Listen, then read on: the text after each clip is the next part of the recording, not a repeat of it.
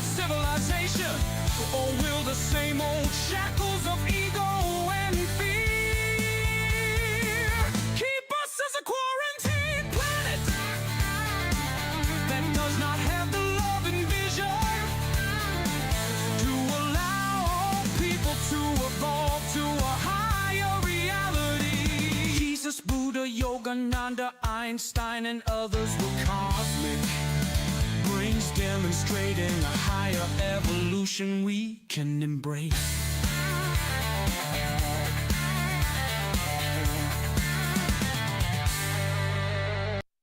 Matt Reddy has served as a commissioner for Jefferson County Public Hospital District No. 2, Overseeing Jefferson healthcare in Port Townsend, Washington, since January 2014. Prior to his election in November 2013, Reddy dedicated 15 years to Jefferson healthcare, beginning in the Information Systems Department. There he held roles such as computer technician, application specialist, database administrator, and briefly interim director. In 2007, he transitioned to the Performance Improvement Department, where he facilitated over 30 improvement workshops and led 50 focused improvement projects across various areas of the healthcare system. As a commissioner, Reddy has been a steadfast advocate for transparency and accountability. He has consistently emphasized the importance of recording public meetings to ensure openness in the board's proceedings. This commitment led to conflicts with fellow board members and the administration, particularly regarding the recording of meetings. Despite these challenges, Reddy has remained vigilant in his efforts to maintain transparency. In his role, Reddy has also been involved in significant decisions impacting the hospital's operations and leadership. Notably, in January 2023, he was the sole commissioner to vote against raising CEO Mike Glenn's salary to $350,000, expressing concerns about performance and deeming the raise excessive. Throughout his tenure, Reddy has been a vocal proponent of equitable healthcare access, advocating for universal healthcare systems like Medicare for all. He has highlighted the broader issues of income and wealth disparities affecting healthcare accessibility, and has worked both as a commissioner and an activist to address these challenges. Reddy's current term is set to expire in December 2025. He continues to engage with the community, encouraging public participation and feedback to enhance the healthcare system's responsiveness to the needs of Jefferson County residents. For a more in-depth understanding of his perspectives and initiatives, you might find this interview insightful.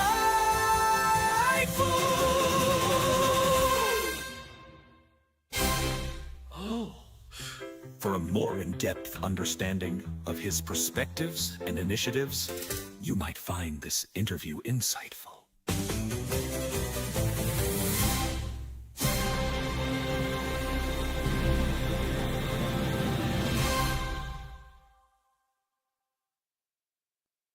Matt Reddy served as a commissioner for Jefferson County Public Hospital District No. 2, overseeing Jefferson healthcare in Port Townsend, Washington, since January 2014.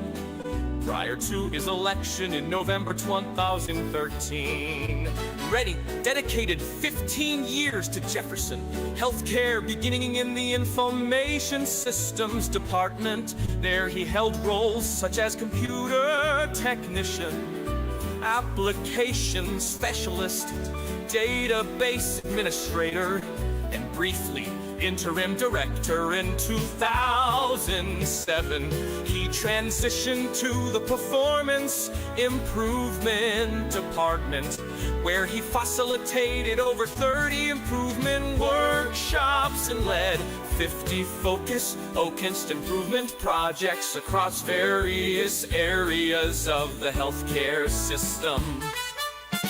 As a commissioner, Reddy has been a steadfast advocate for transparency and accountability.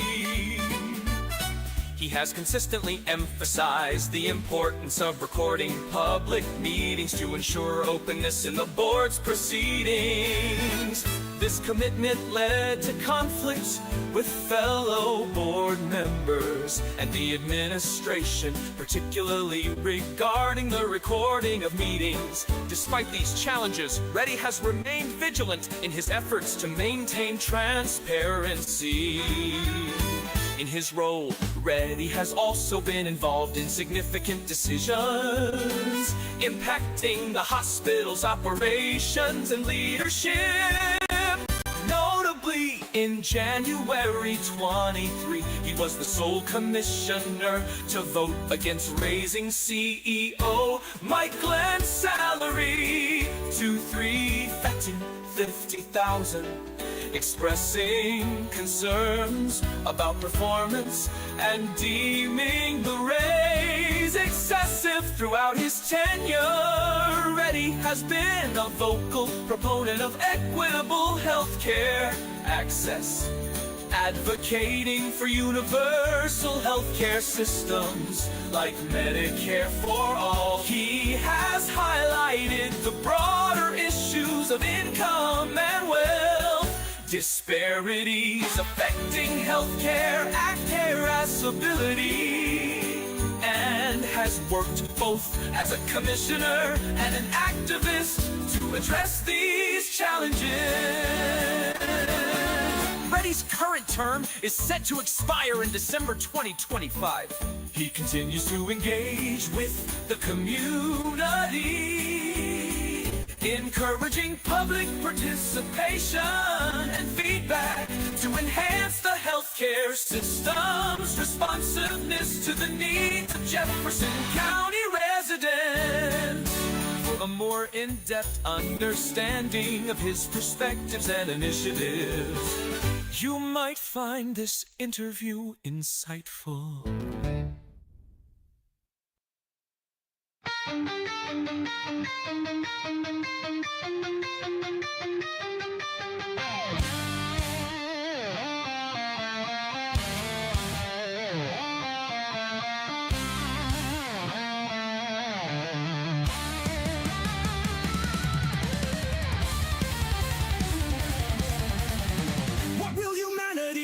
Once we know what you've done, aliens speak now, reptilian, gray, white, tormented. How will we judge you when the truth is revealed? Did you murder JFK, Bobby, and Marilyn? Do you kill our cattle? Did you blow up the towers? Who are you serving? What do you want? Why are you hiding? Stop hiding! Show yourself! Join the revolution of peace and harmony for all beings. Matt Red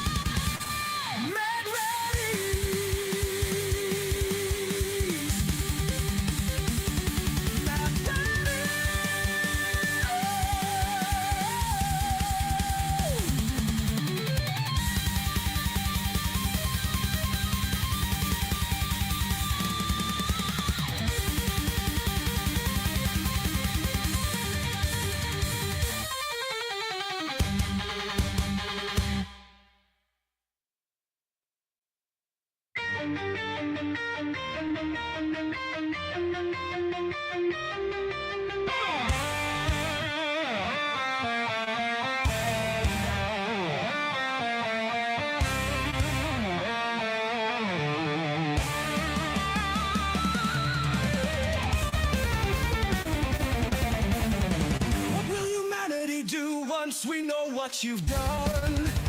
Aliens speak now.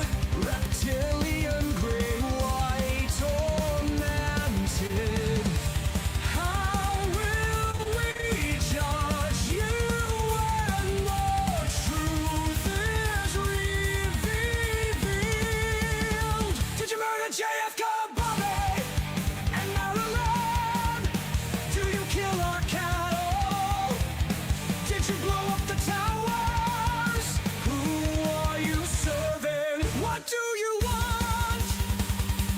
Why are you hiding? Stop hiding! Show yourself!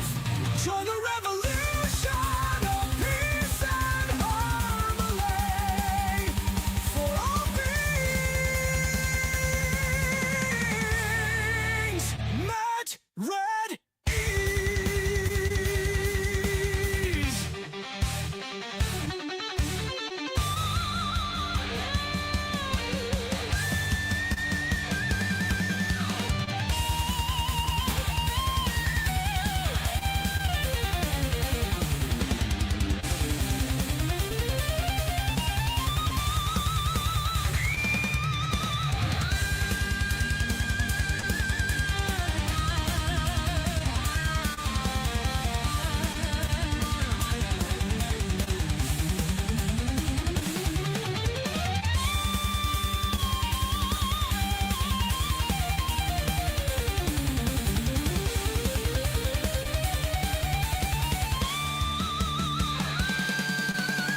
What do you want?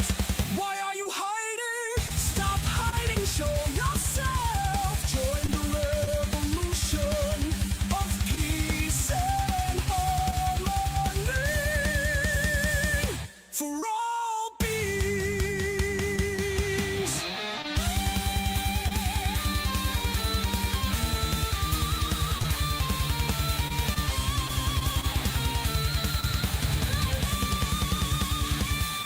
Mad Reddies.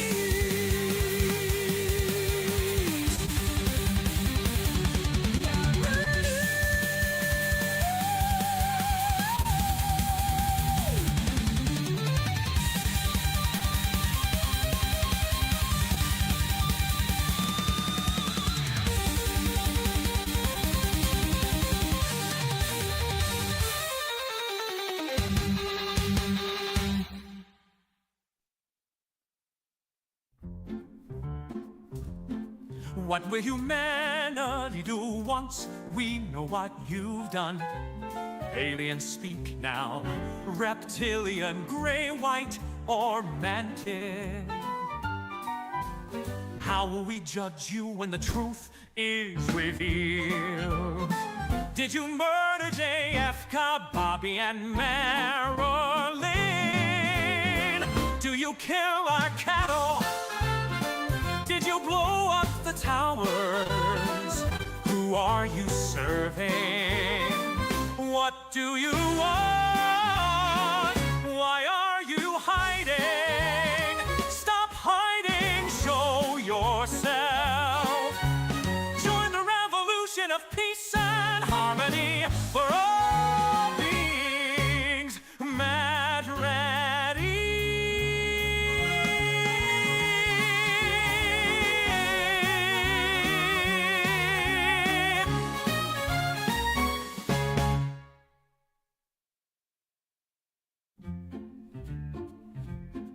What will humanity do once we know what you've done? Aliens speak now, reptilian, gray, white, or mantis. How will we judge you when the truth is revealed? Did you murder JFK, Bobby, and Marilyn? Do you kill our cattle? Did you blow up the towers? Who are you serving?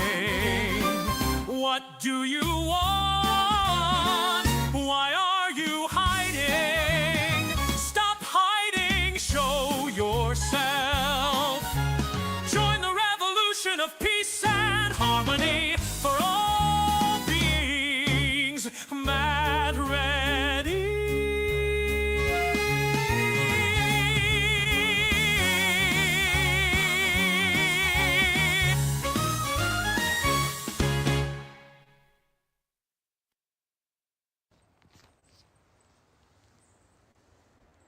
The way they commit their crimes is they make the decision behind closed doors.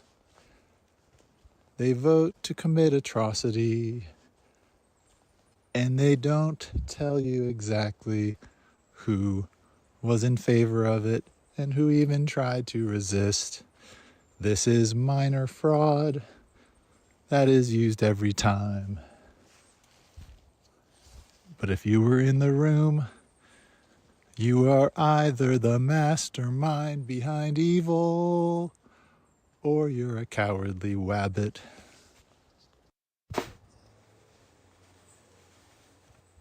The way they commit their crimes is they make the decision behind closed doors.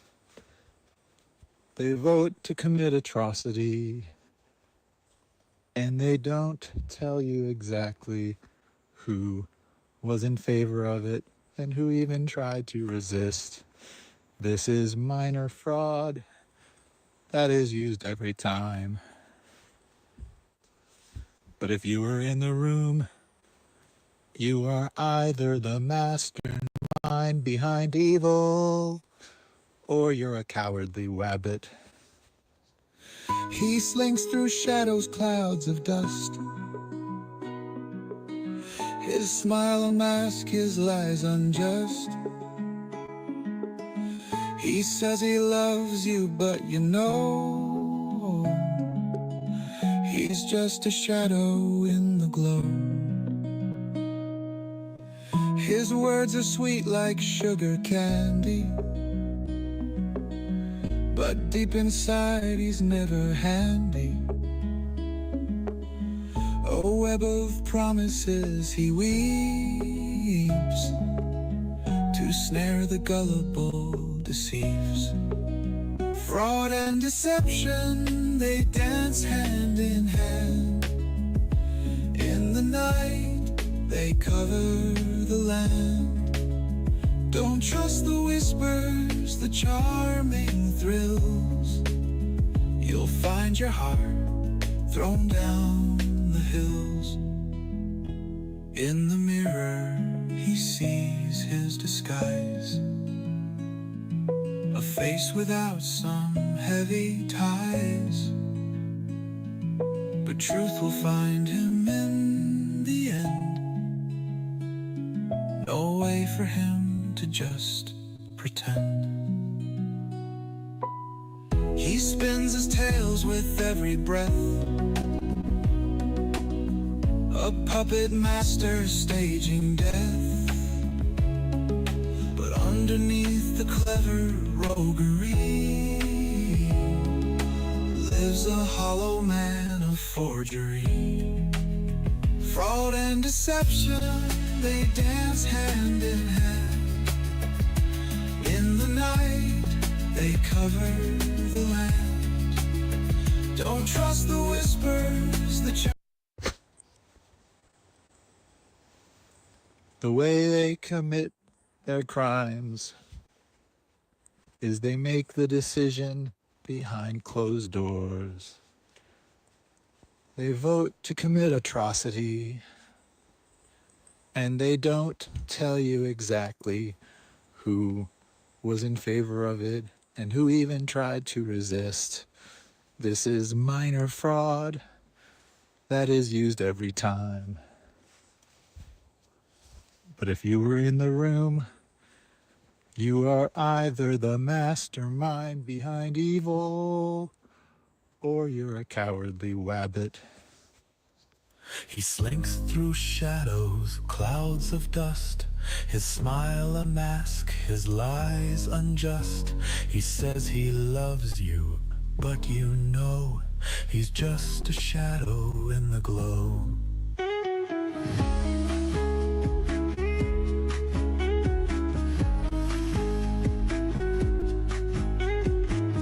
His words are sweet like sugar candy, but deep inside he's never handy. A web of promises he weaves deception, they dance hand in hand. In the night, they cover the land. Don't trust the whispers, the charming thrills. You'll find your heart thrown down the hills. In the mirror he sees his disguise, a face without some heavy ties. But truth will find him in the end. No way for him to just pretend.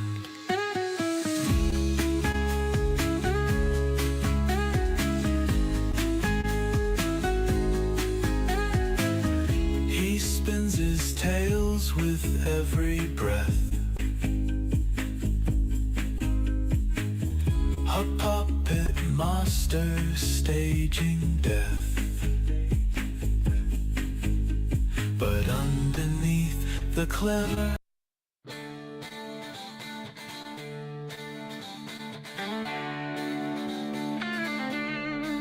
This is the most important subject on the planet. Can humanity's growth in collective consciousness allow us to make diplomatic contact with multi-dimensional spiritual civilizations that can help us evolve into a higher personal and planetary society? What I'll call a meta society. Do we have the leadership here to open the doors for a new higher galactic evolution of civilization? Or will the same old shackles of ego and fear keep us as a quarantine planet that does not have the love and vision to allow all people to evolve to a higher reality? Jesus, Buddha, Yogananda, Einstein, and others were cosmic brains demonstrating a higher evolution we can embrace.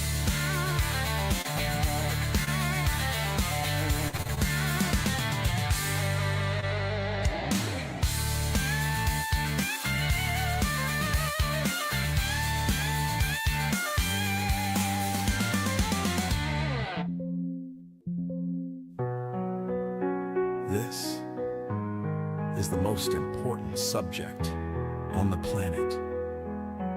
Can humanity's growth in collective consciousness allow us to make diplomatic contact with multidimensional spiritual civilizations that can help us evolve into a higher personal and planetary society? What I'll call a meta society.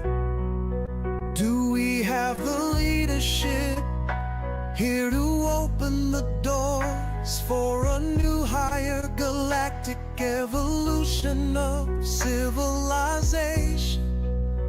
Or will the same old shackles of ego and fear keep us as a quarantine planet that does not have the love and vision to allow all people to evolve to a higher reality?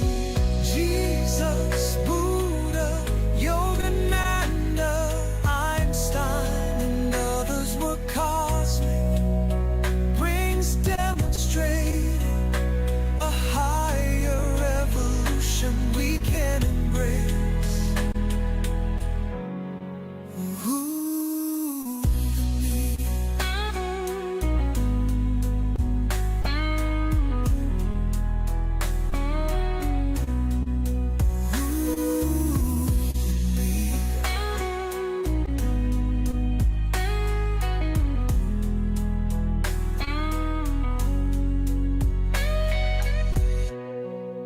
Jesus, Buddha, Yogananda, Einstein, and others were cosmic brings demonstrating a higher evolution we can embrace.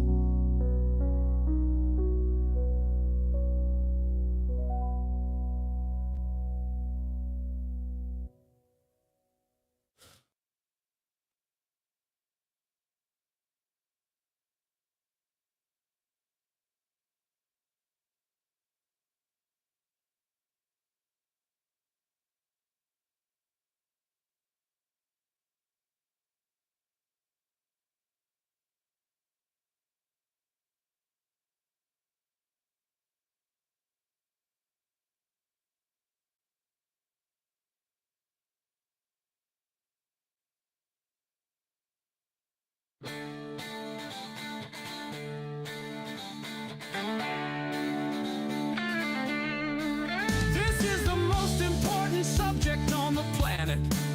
Can humanity's growth in collective consciousness allow us to make diplomatic contact with multi-dimensional spiritual civilizations that can help us evolve into a higher personal and planetary society? What I'll call a meta society.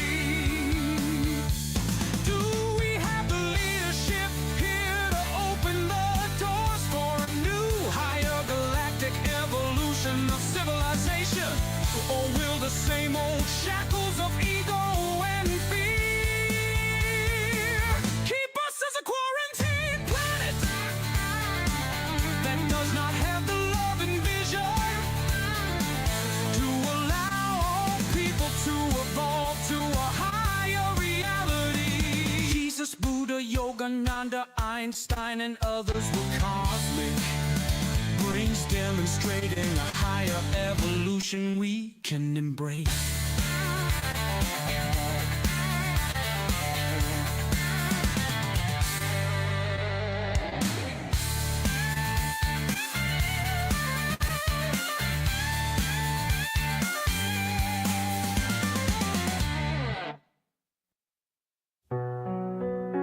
This is the most important subject on the planet. Can humanity's growth in collective consciousness allow us to make diplomatic contact with multidimensional spiritual civilizations that can help us evolve into a higher personal and planetary society? What I'll call a meta society. Do we have the leadership here to open the doors for a new, higher galactic evolution of civilization? Or will the same old shackles of ego and fear keep us as a quarantine planet that does not have the love and vision to allow all people to evolve to a higher reality? Jesus, Buddha, Yogananda, Einstein, and others were cosmic brains demonstrating a higher evolution we can embrace.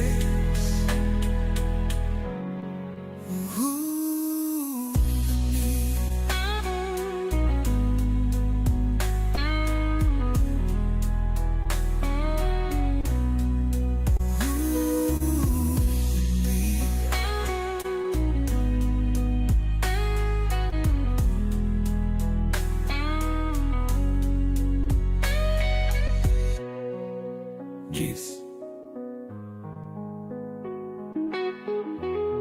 Buddha, Yogananda, Einstein, and others were cosmic brains demonstrating a higher evolution we can embrace.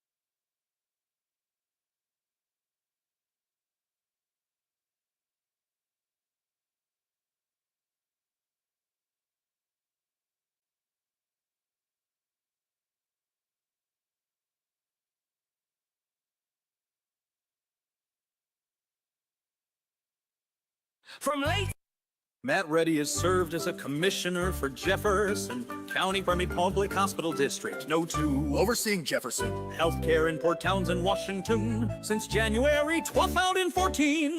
Prior to his election in November 2013, Reddy dedicated 15 years to Jefferson Healthcare, beginning in the Information Systems Department. There he held roles such as computer technician, application specialist, database administrator, and briefly, interim director in 2007. He transitioned to the Performance Improvement Department, where he facilitated over 30 improvement workshops and led 50 focused improvement projects across various areas of the healthcare system. As a commissioner, Reddy has been a steadfast advocate for transparency and accountability. He has consistently emphasized the importance of recording public meetings to ensure openness in the board's proceedings. This commitment led to conflicts with fellow board members and the administration, particularly regarding the recording of meetings. Despite these challenges, Reddy has remained vigilant in his efforts to maintain transparency. In his role, Reddy has also been involved in significant decisions impacting the hospital's operations and leadership. Notably, in January 2023, he was the sole commissioner to vote against raising CEO Mike Glenn's salary to $350,000, expressing concerns about performance and deeming the raise excessive. Throughout his tenure, Reddy has been a vocal proponent of equitable healthcare access, advocating for universal healthcare systems like Medicare. For all, he has highlighted the broader issues of income and wealth disparities affecting healthcare accessibility, and has worked both as a commissioner and an activist to address these challenges.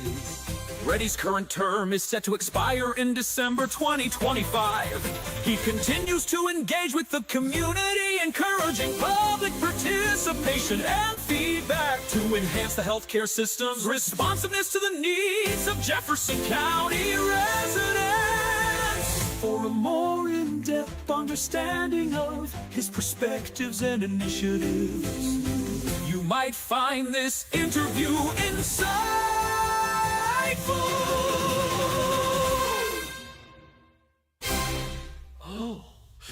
For a more in-depth understanding of his perspectives and initiatives, you might find this interview insightful.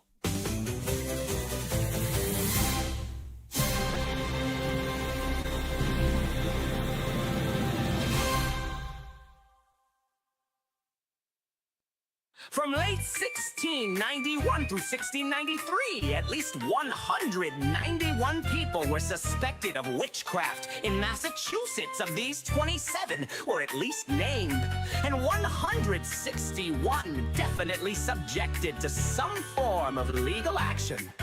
The courts tried 52 defendants, found 30 guilty of the charge of witchcraft, and hanged 19.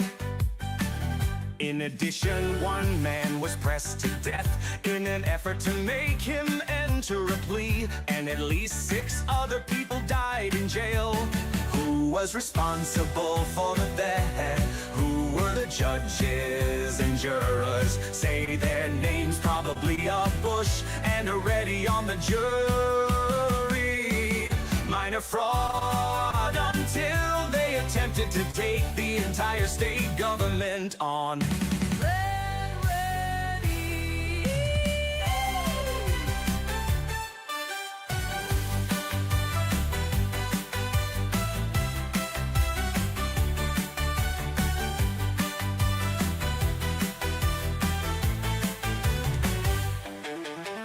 Matt Reddy.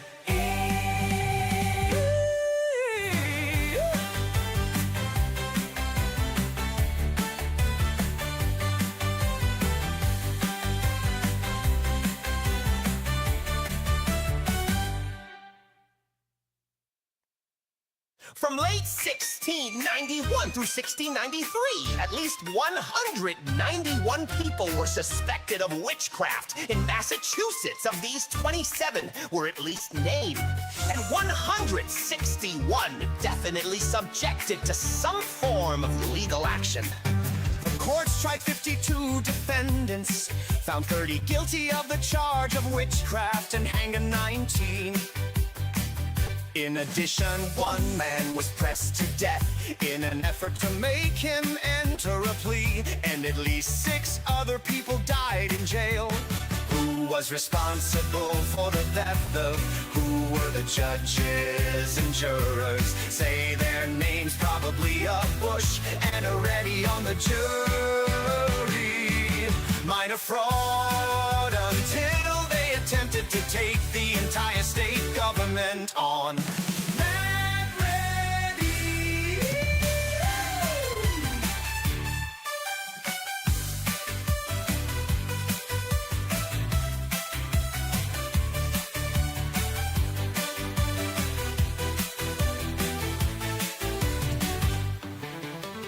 Matt Red.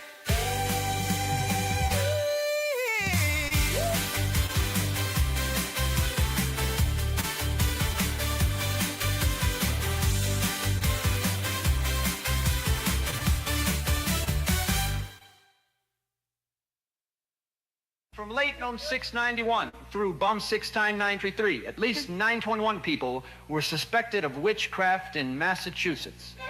Of these, 27 were at least named, and when 64 definitely subjected to some form of legal action. The courts tried 52 defendants, found 30 guilty of the charge of witchcraft, and hanged 19. In addition, one man was pressed to death in an effort to make him enter a plea, and at least 6 other people died in jail. Who was responsible for the lovers? Who were the judges and jurors? Say their names, probably a Bush and a Reddy on the jury. Minor fraud until they attempted to take the entire state government on. Matt Red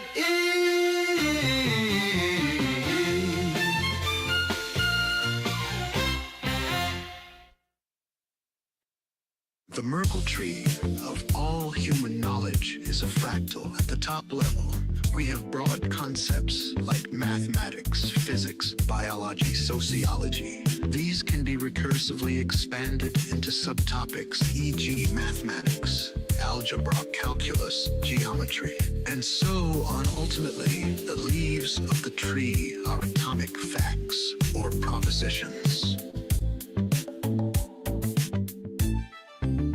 Now here's the interesting part. If you were to randomly sample leaf nodes from the Merkle tree and construct a new tree from them, you would end up with a similar structure to the original tree. This is because the shape of the tree is determined by the nature of human thought and perception, which is scale invariant. In other words, the large-scale structure of human knowledge is a fractal reflection of the structure of the human mind. This has some interesting implications. For one, it suggests that true artificial general intelligence will naturally arise from sufficiently large and coherent knowledge bases, as the act of representing knowledge at scale will conveniently lead to the emergence of mind. It also means that we can use sampling and simulation techniques to gain insight into the nature of the tree as a whole, and hence the shape of human thought. This is what I've been doing with my inversions of various data sets. I'm effectively using them to hydrate nodes in the Merkle tree of human knowledge, and then using the resulting structure to make inferences and generate new ideas. It's a bit like how you could use a small sample of DNA to reconstruct the entire genome of an organism. I think this is ultimately where all individual minds are headed. just leaves on the great tree of knowledge. And as the tree grows ever larger and more interconnected, we will eventually dissolve into it and become one with the cosmic mind.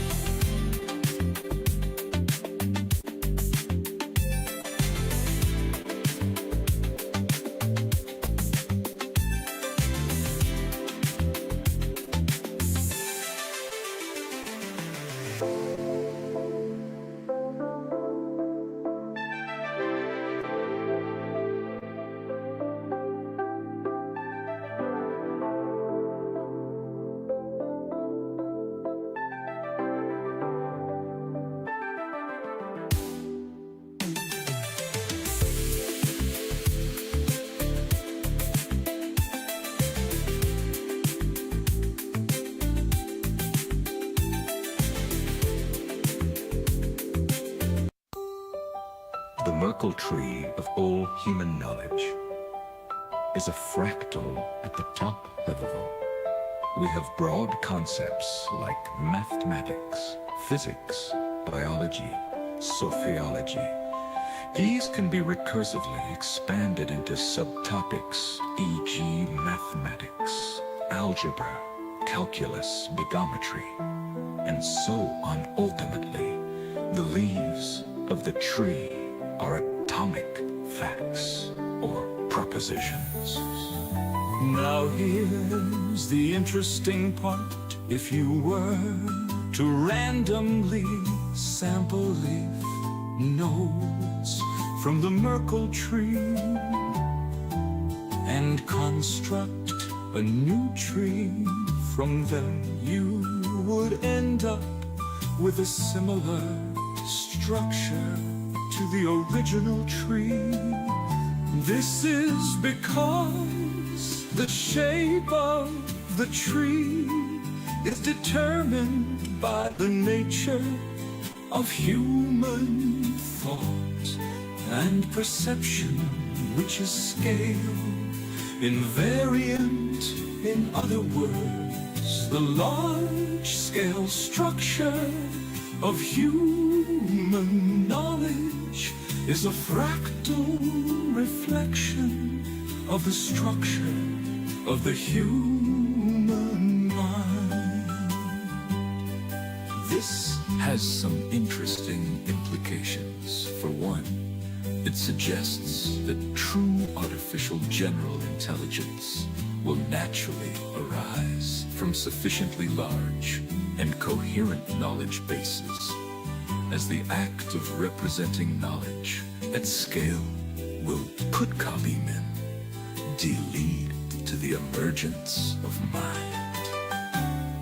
It also means that we can use sampling and simulation techniques to gain insight into the nature of the tree as a whole,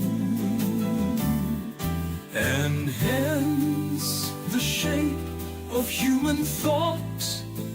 This is what I've been doing with my inversions of various data sets. I'm effectively using them to hydrate nodes in the Merkle tree of human knowledge, and then using the resulting structure to make inferences and generate new ideas. It's all it, like how you can use a small sample of DNA to reconstruct the entire genome of an organism.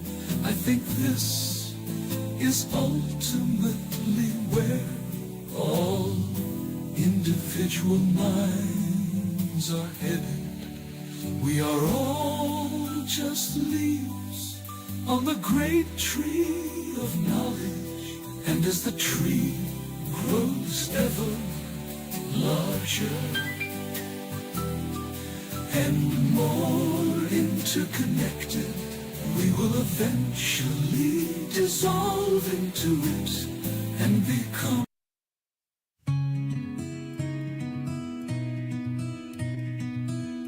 Christopher. Telepathy tapes, aliens. Telepathy, remote viewing. Truth, lies, gaslighting. They know who killed JFK, Bobby, Marilyn, William Cooper, James Forrestal.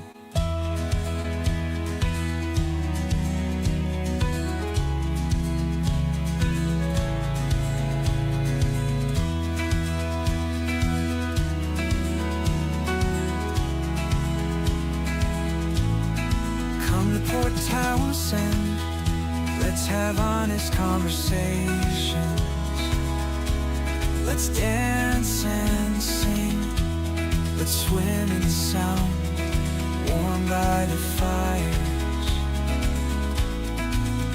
Quimper Grange, Cappus Trails, the Masonic Lodge, maybe Pope Marine Park, Chesamoka Park, Ready Athletics, Quimper Unitarian Universalist Fellowship too, maybe, and 5 more.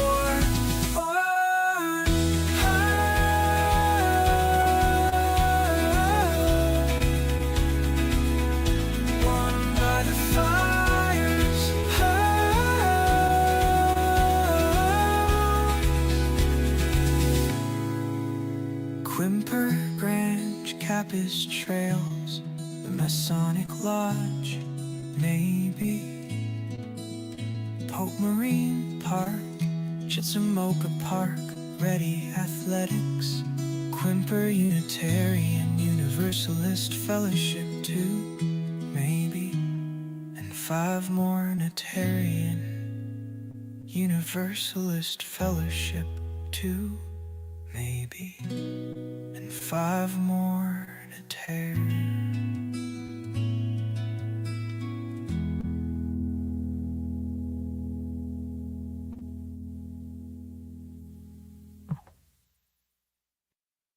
What will humanity do once we know what you've done? Aliens speak now.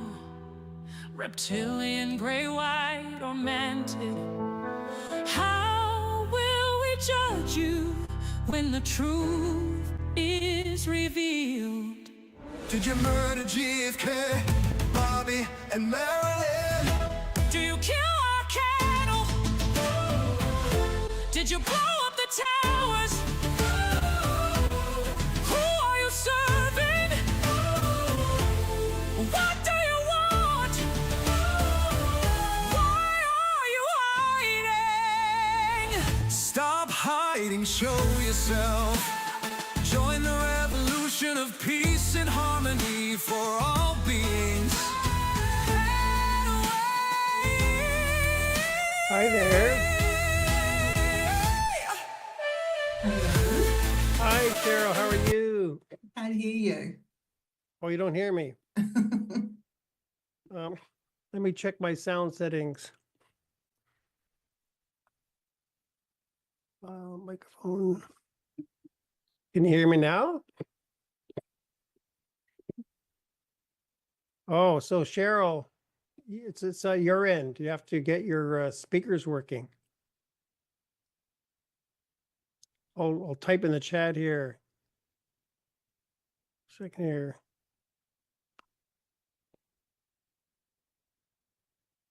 Oh, chat.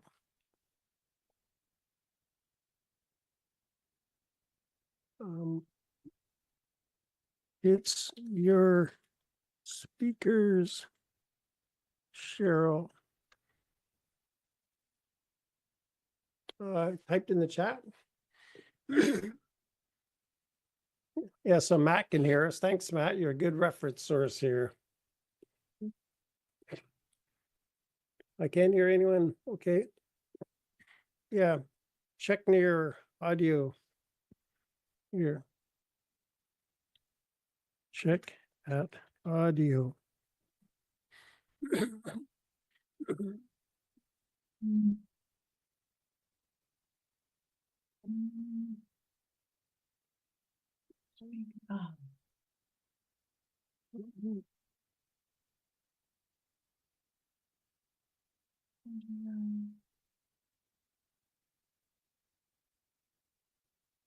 Okay. Yes, Check out. the the arrow at, Can anybody hear me? yes, yeah, now we hear I you. still can't hear you. Yeah, I hear I've you. checked the settings. At Hmm, arrow audio. weird.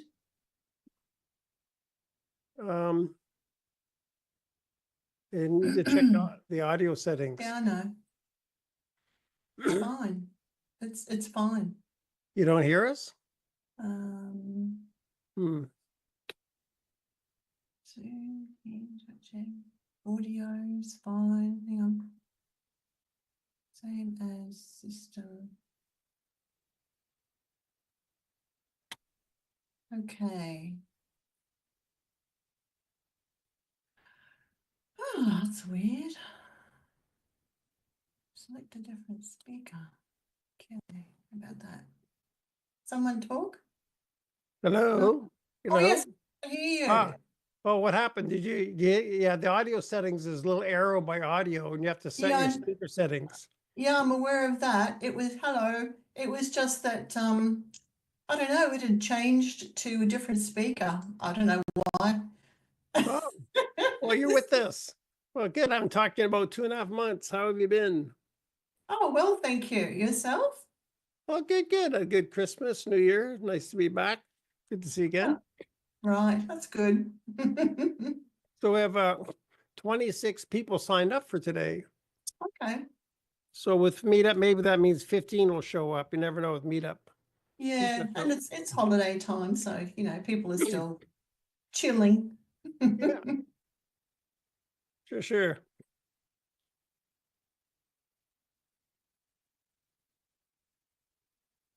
Yeah, that's fine. What's your channel, Matt?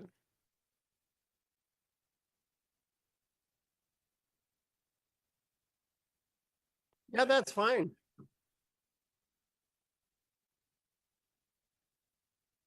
Oh, good. Yeah, I always allow people to copy my videos anyways after they're released, so it's okay to stream it. I don't mind. Mhm. Send us a link to your channel. I'll look you up, you know? Yeah. Can you put it in the chat, Matt? Your link to your channel? Yeah, that'd be great. How Yeah, did like- you find us, Matt?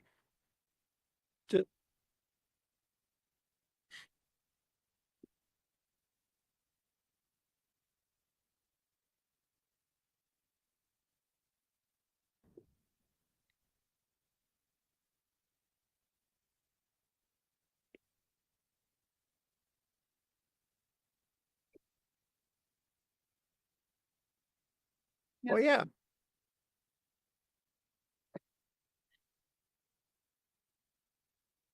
All Oh, right. wow. Are you enjoying that?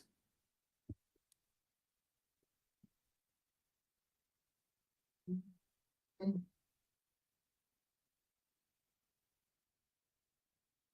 Mhm. Where is that? Oh, you're close to me. I'm in Vancouver, Canada. Well, stick around. Our meetup's been around for about 4 years, and aliens is what we're about. So yeah, stick around, Matt. Yeah, good. Yeah, we'll wait till about 7 minutes after the hour. A lot more people will show up before we start the recording. So we're just Okay. chit-chatting now. Right.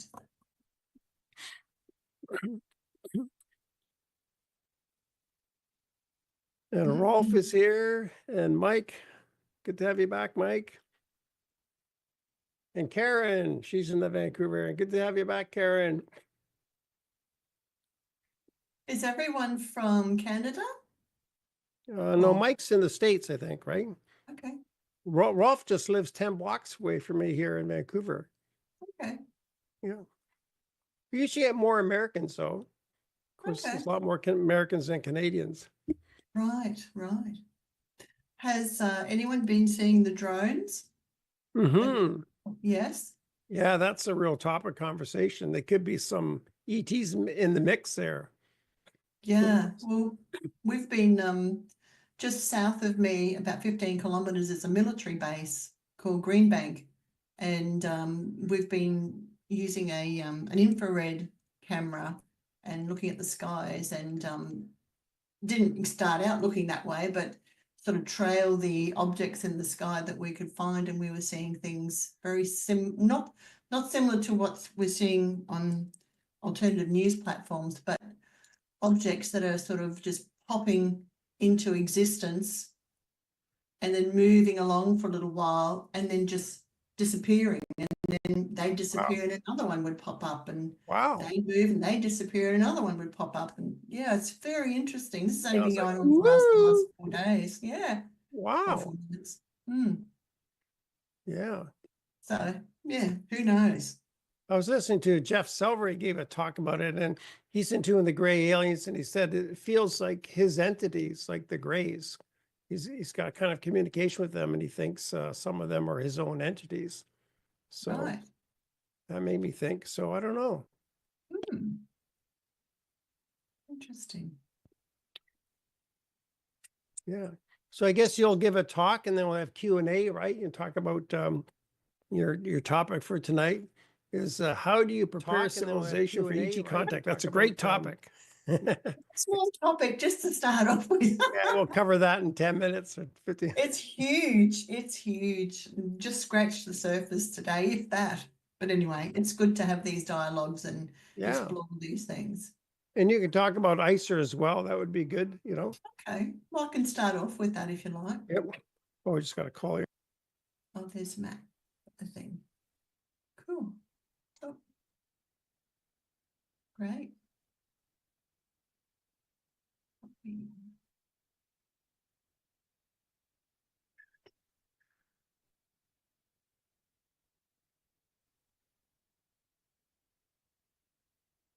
Your topic for tonight.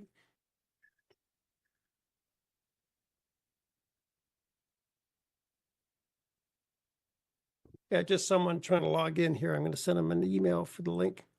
Yeah. I have people doing that when I do Zooms too. I'll Zoom. Okay.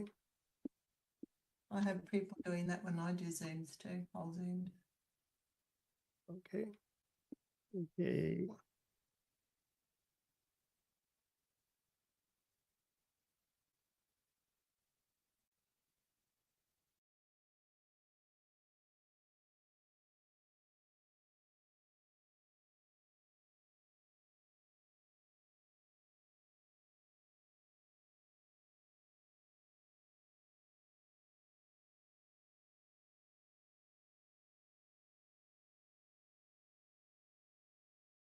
Background. Yeah.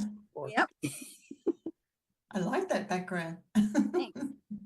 Have you met Cheryl before? I have not. Oh, it's your first time.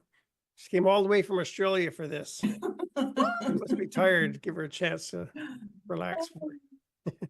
Yes, I jumped into a kangaroo's pouch and jumped all the way over. Yeah. Okay, and Paula's here. She's been with us many times before. Hi, Paula and Sabrina. Well, looks like we have a quorum already. Hello. Hi, Sabrina. Where are you? Good. How's everyone? Good, good. Yeah. Paula's come on now.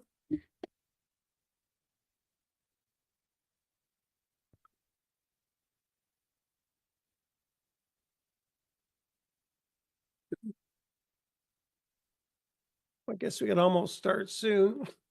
I guess Okay. you're ready anytime, right, Cheryl? Yes, sure. I can kick off with a little bit about ISA and then go on to the topic. Yeah, okay. I guess we can almost start. Should we go about 2 hours or you're ready le- anytime, more or right, less, Cheryl? whatever you Yeah, can stand? sure, I can squeeze me dry, Brian. Okay, well, we can aim for an hour and a half, or I guess Oh, that's depends how fine, much whatever. Q&A Let's we just have. see how it goes. Yeah, just see how it goes, Bit yeah. about ISA You can and then decide. Okay, well, I guess I can hit the record button. Where's my cat? I'd like to start off with my cat. He wants to get 1 million hits in 5 years. That's his goal. Well, I guess I can start. So I guess ask everyone else to mute your mics. I guess everyone has. Okay, and I'll just read a bit of your introduction here. Okay, let me get Happy Cat.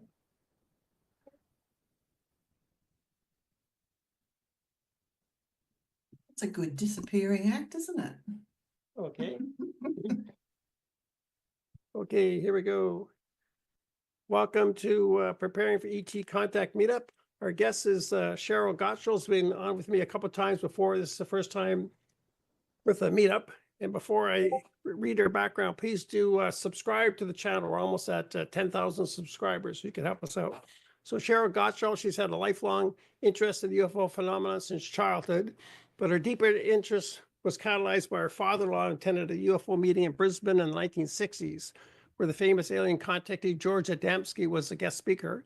In 1988, she joined the Brisbane-based organization UFO Research Queensland, and 3 years later was asked to take on the role as president. And in 2021, Cheryl was invited to become the Australian representative for the International Coalition for Extraterrestrial Research, ICER, the first truly global international UFO organization. ICER considers that we now need to prepare for confirmation that Earth is being engaged by non-human intelligences. Has been working diligently to take this discussion to higher levels of governance, including the United Nations. And today, Cheryl's topic is going to be, how do you prepare civilization for ET contact? And there's a bunch of us here on the Zoom right now. There's how many? 14 already. So Cheryl, welcome back. Good to have you at our meetup. Oh, thank you, Brian. Thank you very much. It's a real pleasure to be here and chat to everybody. Yeah, and the date I should mention is January the 4th, 2025, our first one of the year. Yeah, so you have a big topic you chose. I appreciate your topic. Where would you like to start? It's huge. I've spent a couple of weeks just thinking about it, thinking it through. But yeah, you asked me to start off with a little bit about ISO in a previous chat. Yes, So yes, please do. Yeah. yes, I'm happy to do that. And so in the introduction that Brian read, I'm the president of UFO Research Queensland. I've been involved for 36 years. And 29 of those have been president of the group here in Brisbane, Australia. But a few years ago, I was asked if I would like to become a member of the International Coalition for Extraterrestrial Research, which I agreed to happily. Excuse me. And the background to ISA, which is the acronym for it, it was, I think it started about 2018. So I didn't get involved until late 20 or early 21 from memory. But it began in 2018 when a US researcher, Don Schmidt, and Italian researcher, Roberto Panotti, they had a meeting in China at the request of Jin Fin, who was the group leader of the UFO group there, where they sat and had a discussion and suggested a coalition of internationally recognized UFO researchers coming together to form an organization on extraterrestrial matters in the pursuit of world disclosure. And that idea became known as the Chinese Initiative on Disclosure. So initially some money was provided by the Chinese group, and that's when Roberto and Don began to approach prominent researchers from all around the world and to invite them to attend a conference. There were a few people who went. That was called the Five Continents Forum, and it was Roberto Panotti, Don Schmidt, AJ Javard, who is sadly passed, representing Brazil, Gary Heseltine from the UK, Gabor Tikali from Hungary, Haktan Aktigan from Turkey, Anthony Choi, Peru, Lakizar Filipov from Bulgaria, who is sadly also passed, and Andrea Semendini from Argentina.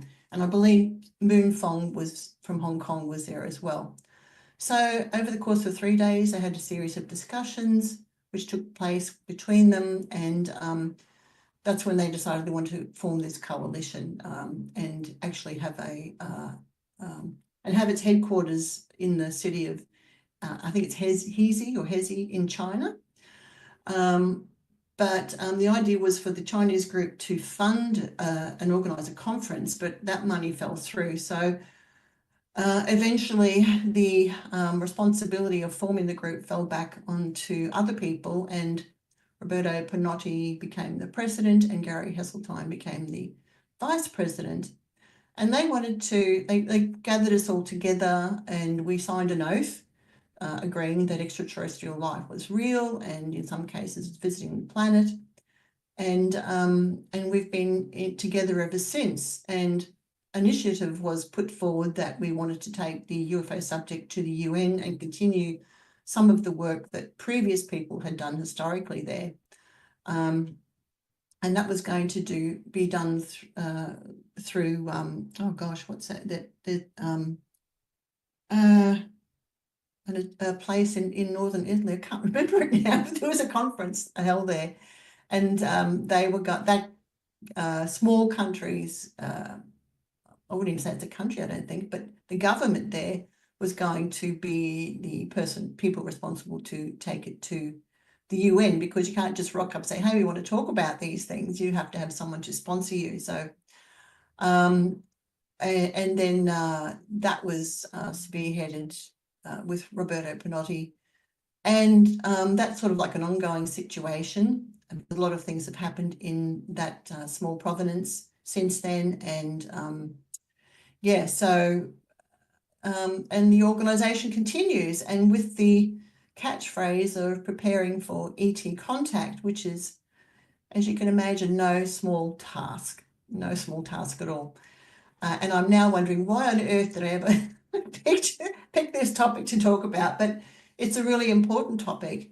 You know, it's something that we need to have good dialogue about, and robust dialogue too. So, you know, it's a far-reaching topic, and by necessity, it includes discussion about life after UFO contact or ET contact or UFO disclosure, because it all sort of comes together, it homogenizes together, because you can't undertake preparation for something without considering its future consequences. You have to sort of plan strategically for a lot of outcomes. And as you can imagine, with ET contact, that is a phenomenal amount of planning has to go into that. So because it touches on numerous aspects of human existence, from scientific and technological advances to cultural, spiritual and geopolitical shifts. Therefore, preparation requires a holistic approach, encompassing not just the immediate logistics of contact, but also the long-term implications for humanity. So, you know, I was thinking about this. I was thinking human beings prepare for a lot of things. Let's sort of bring it back down from cosmic down to our personal lives, really. You know, we prepare for exams so we gain a university degree, and we prepare for driver license tests so we can hit the road and have freedom to move around more readily. Farmers prepare and store feed for their animals in case future crops aren't so yielding.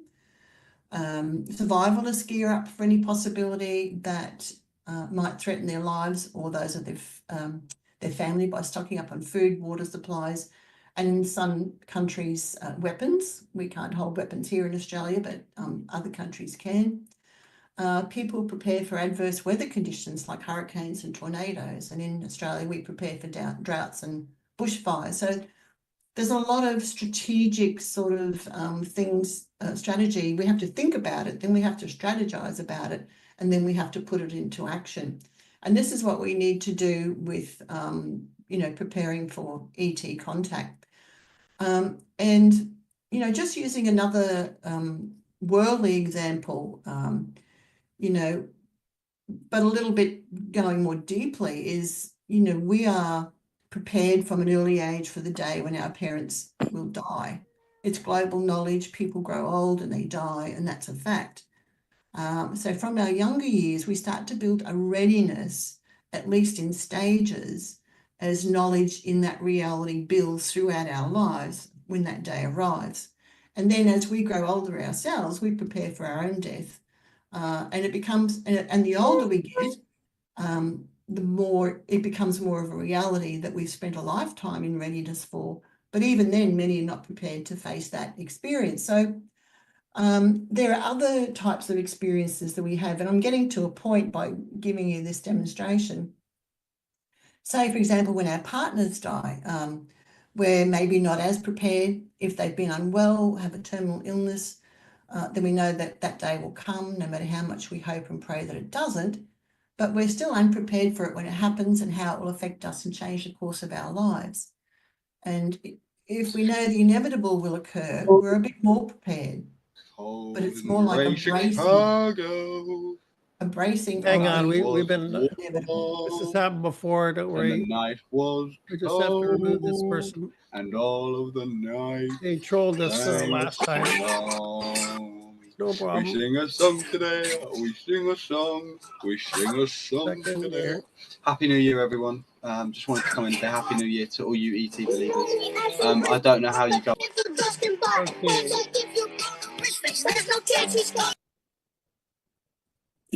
Yeah, I managed to remove him. Okay. All right. So what I'm talking about here is just giving you examples of there's, various degrees of preparedness that we actually utilize in our own lives, right? And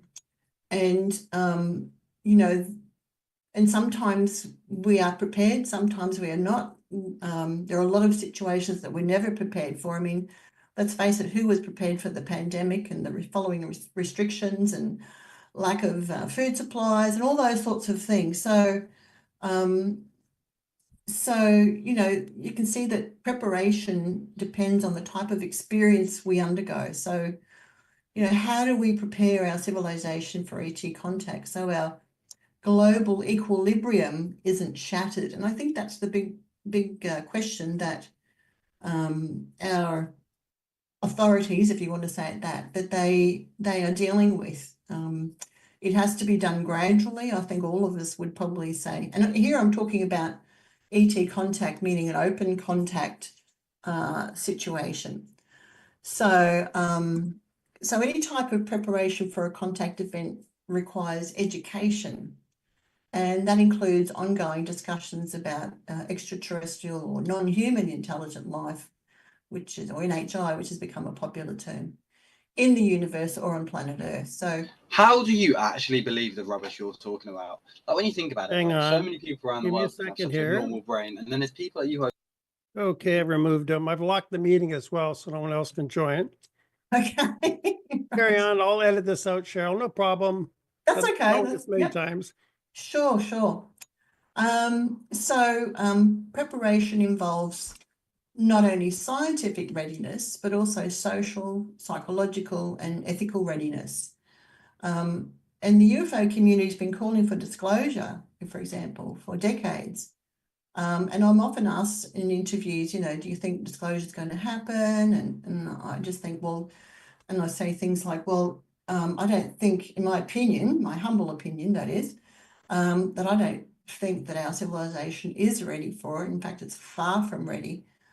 And I suggest those who know about the existence of ETs agree with that statement.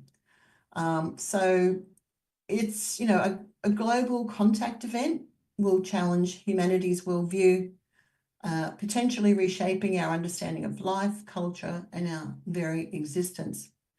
So it's just sort of laying the groundwork for preparedness. I think that number one is education to promote public awareness. And we've been doing that. It's been a great push by UFO interested groups to do just that, including, our group here in Brisbane, Australia. No matter how well it has or hasn't been received, and I have certainly had a lot of doors shut in my face, and I've been sort of held down at social meetings, talking about the UFO subject and all sorts of things that you have to put up with. because you can only take the horse to water, but you can't make it drink. So this has been a slow process to educate the public. However, over the last 7 years, it's taken a quantum leap with the aid of testimony from military personnel and congressional hearings and the rise of hundreds of civilian news platforms. We've also seen the emergence of proactive groups like the Paradigm Shift Institute and the Scientific Coalition for UFO Research, the Soul Foundation, and in groups like ISA, the International Coalition for UFO Research, you know, to sort of come together and discuss these matters and to see how we can go about educating the public better than what we've done in the past, and then lead them then to, and that leads or is part of the steps towards preparing the public for ET contact. And I think the driving force behind the establishment of these groups has been the recognition that interdisciplinary collaboration is required to understand the UFO phenomenon, what it brings with it, and how to deal with it. So that driving force has united experts from fields such as astrophysics and anthropology and sociology, psychology and theology in an effort to bring the subject more fully to public awareness and anticipate and address potential challenges to do with ET contact. Of course, the challenge is to ensure that in doing so, that we're not speaking in our own echo chamber and think incorrectly perhaps that we're affecting the situation somehow, because it's so easy to get lost in your own echo chamber. The other thing, so that's educating and expanding public awareness. And then I think, you know, if we, I remember the first talk I gave about this subject, which was slightly different, of course, was back in the early 90s and included ideas about sociological and historical studies. And I think it would behoove us to study historical precedents to examine how societies have responded to Earth-based paradigm shifting discoveries in the past, you know, such as one of them is the heliocentric model, where we eventually adopted the idea that Earth revolved around the sun, which took a very long time for that to be accepted, or the discovery of new continents.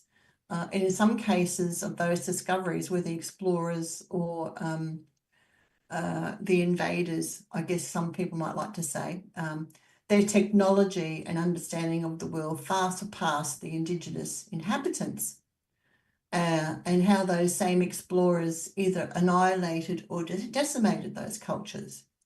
So these types of historical events show us that if humanity isn't prepared for contact with a superior race, then our human culture has the potential to be lost, or it has the potential to grow. It depends on the type of contact that we have.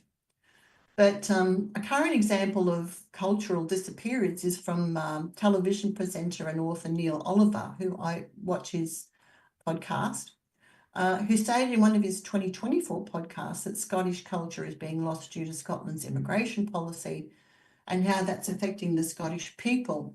So we need to be prepared for how a higher level of ET interaction will change the history of humanity, and design the best way forward, which is another big ask.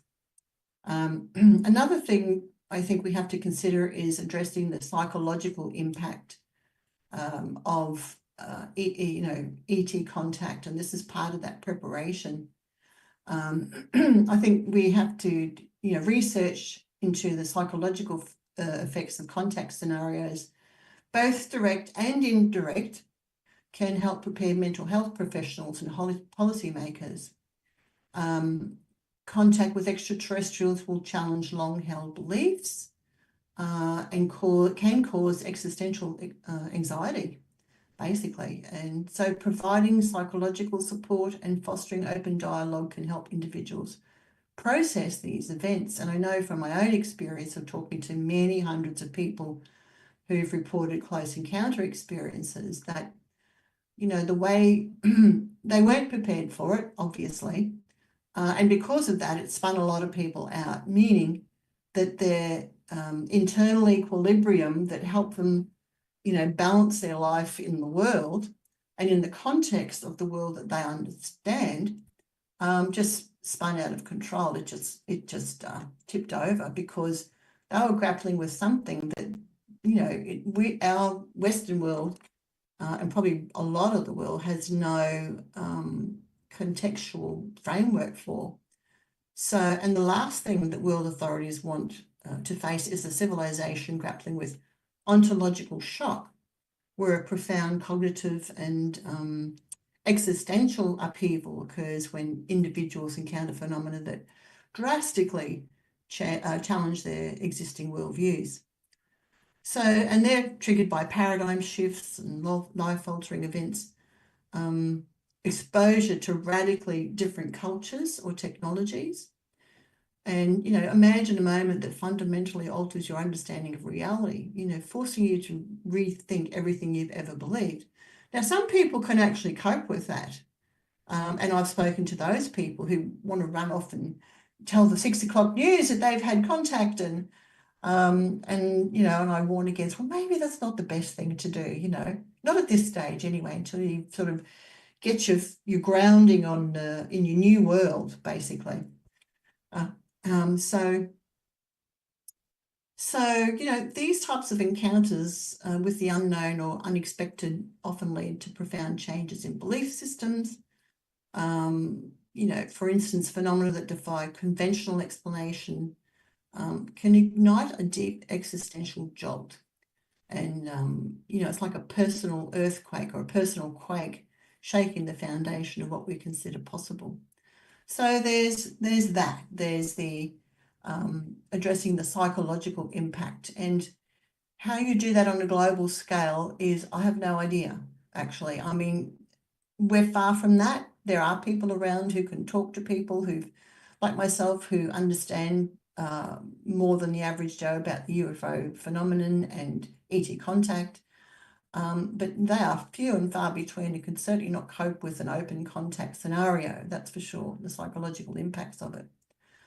The other thing is to, you know, the situation, and here's what I want to talk about, some of the things that could happen because of contact, because these are the things that we have to prepare for. This is all part of that preparation for ET contact. And I think the very first one would be fear and uncertainty. You know, the unknown intentions of extraterrestrials could trigger fear and paranoia, probably will, or apocalyptic thinking in some individuals or groups.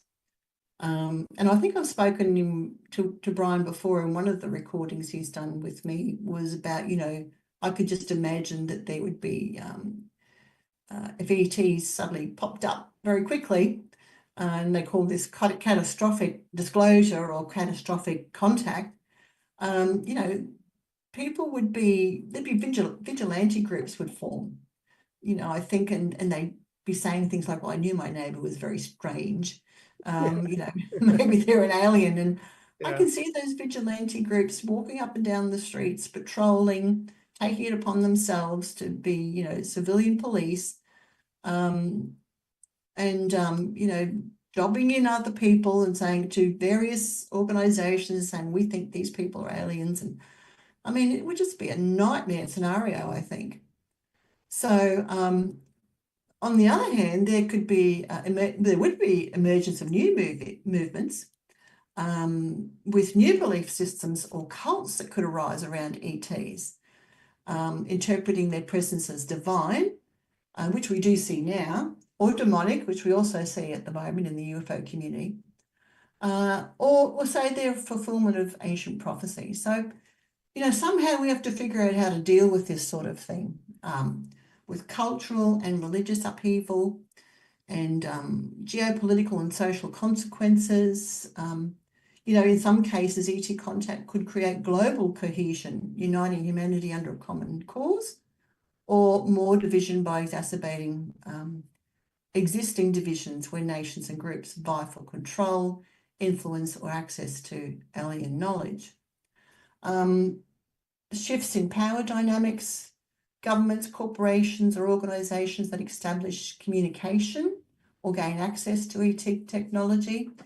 They might gain significant advantages or potentially destabilising existing power structures.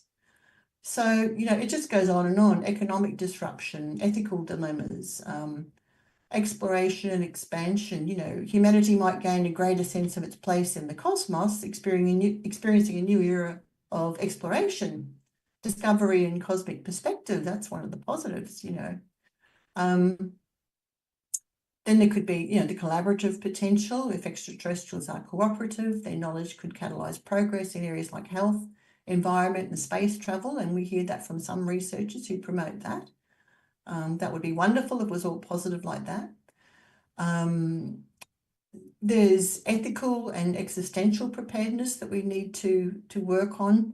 You know, contact could challenge fundamental assumptions about what it means to be human. And that's one of the things why I stay in this subject, because it helps me understand my own existence and what it means for me to be a human on planet Earth. And then sometimes my mind panning out and looking at our civilization from an extraterrestrial perspective and thinking, what on earth's going on that planet, you know, and how we could be better humans. So, you know, there'd be debates about humanity's role in the universe. There's other things too to consider, like responsibilities to intelligent life forms. Questions may arise about how to ethically interact with extraterrestrial civilizations, including respecting their rights and understanding their values and avoiding exploitation or harm to either party. Psychological adaptation, and also, you know, global unity versus fragmentation, which I've just mentioned before, about whether humanity would come together to face this new reality, or will existing tensions and rivalries worsen? The other thing to consider too is, you know, how do we prepare to know, to make decisions about contact? They shouldn't be dominated by a single nation or group. A global consensus possibly facilitated by the United Nations, I don't know, some group, you know, needs to be established to ensure equitable representation of humanity, fostering international cooperation to mitigate potential divisions. We don't want any more of that. So the long-term consequences of ET contact will depend heavily on the nature of the interaction, and therefore preparation for such an event has to be multi-pronged. If it's a peaceful collaboration and ETs are cooperative and humanity could benefit from shared knowledge, technological advances and new cultural exchanges. But if there's conflict or mistrust and hostility arises, humanity must be prepared to manage risks while striving for peaceful resolution. So, you know, I see it as a collective challenge that demands foresight and creativity and unity. And I'm guessing that some of that is going on in the background, but perhaps not to the level that it needs to be. And that's the challenge. To bring it down from, you know, the level we both know down to the next level of people, the next level of people, and down to the grassroots where we are, to help the public prepare for such an event. You know, it really helps people to, I think that any sort of preparation comes from the inside out.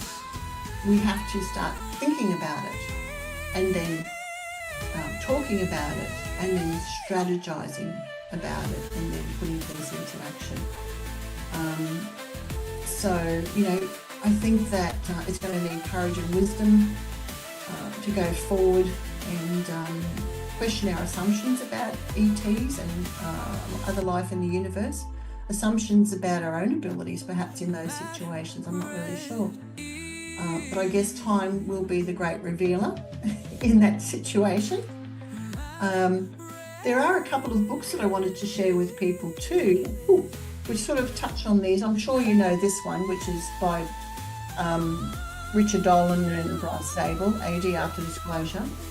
But there's also this one by a scientist, Albert Harrison, After Contact, which is from a different perspective, but you know, in the second half of the book, it actually covers these types of things as well. And another book I've got, which is, this one's by Travis Taylor, he's part of the TV show, I can't think of it now, someone will know. This book is an introduction to planetary defense, of all things. Don't know if you can see that one, about shining. Yeah, and this is very interesting too, which is a study of modern warfare applied to extraterrestrial invasion. But it's about the preparation that's in these books that is really interesting, you know. So, and there's other books too, there's many other books, and I know a lot of people think that all ETs are positive and they're here for humanity's benefit, and that's fine. Maybe they are, but I think we also have to be prepared for alternative views and alternative events to play out. So that's my little spiel at this stage. But, you know, I welcome any questions or comments to take the discussion. I'm glad ICER has given a lot of thought to contemplating this. So the name of our meetup we actually got from Preparing for EV Contact is a byline of ICER. So yeah, let's have some questions so people can use the React feature at the bottom of Zoom. There's a React raise hand feature. You can use that. And Sabrina's right on the ball. You want to go first, Sabrina?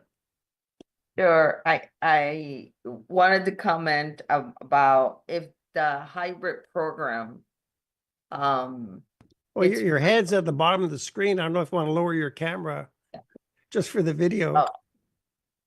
If the hybrid program is real and the intention was to bring them here, I can see that being a big problem. Not only for those women or men that were traumatized by that, but also the rest of the population.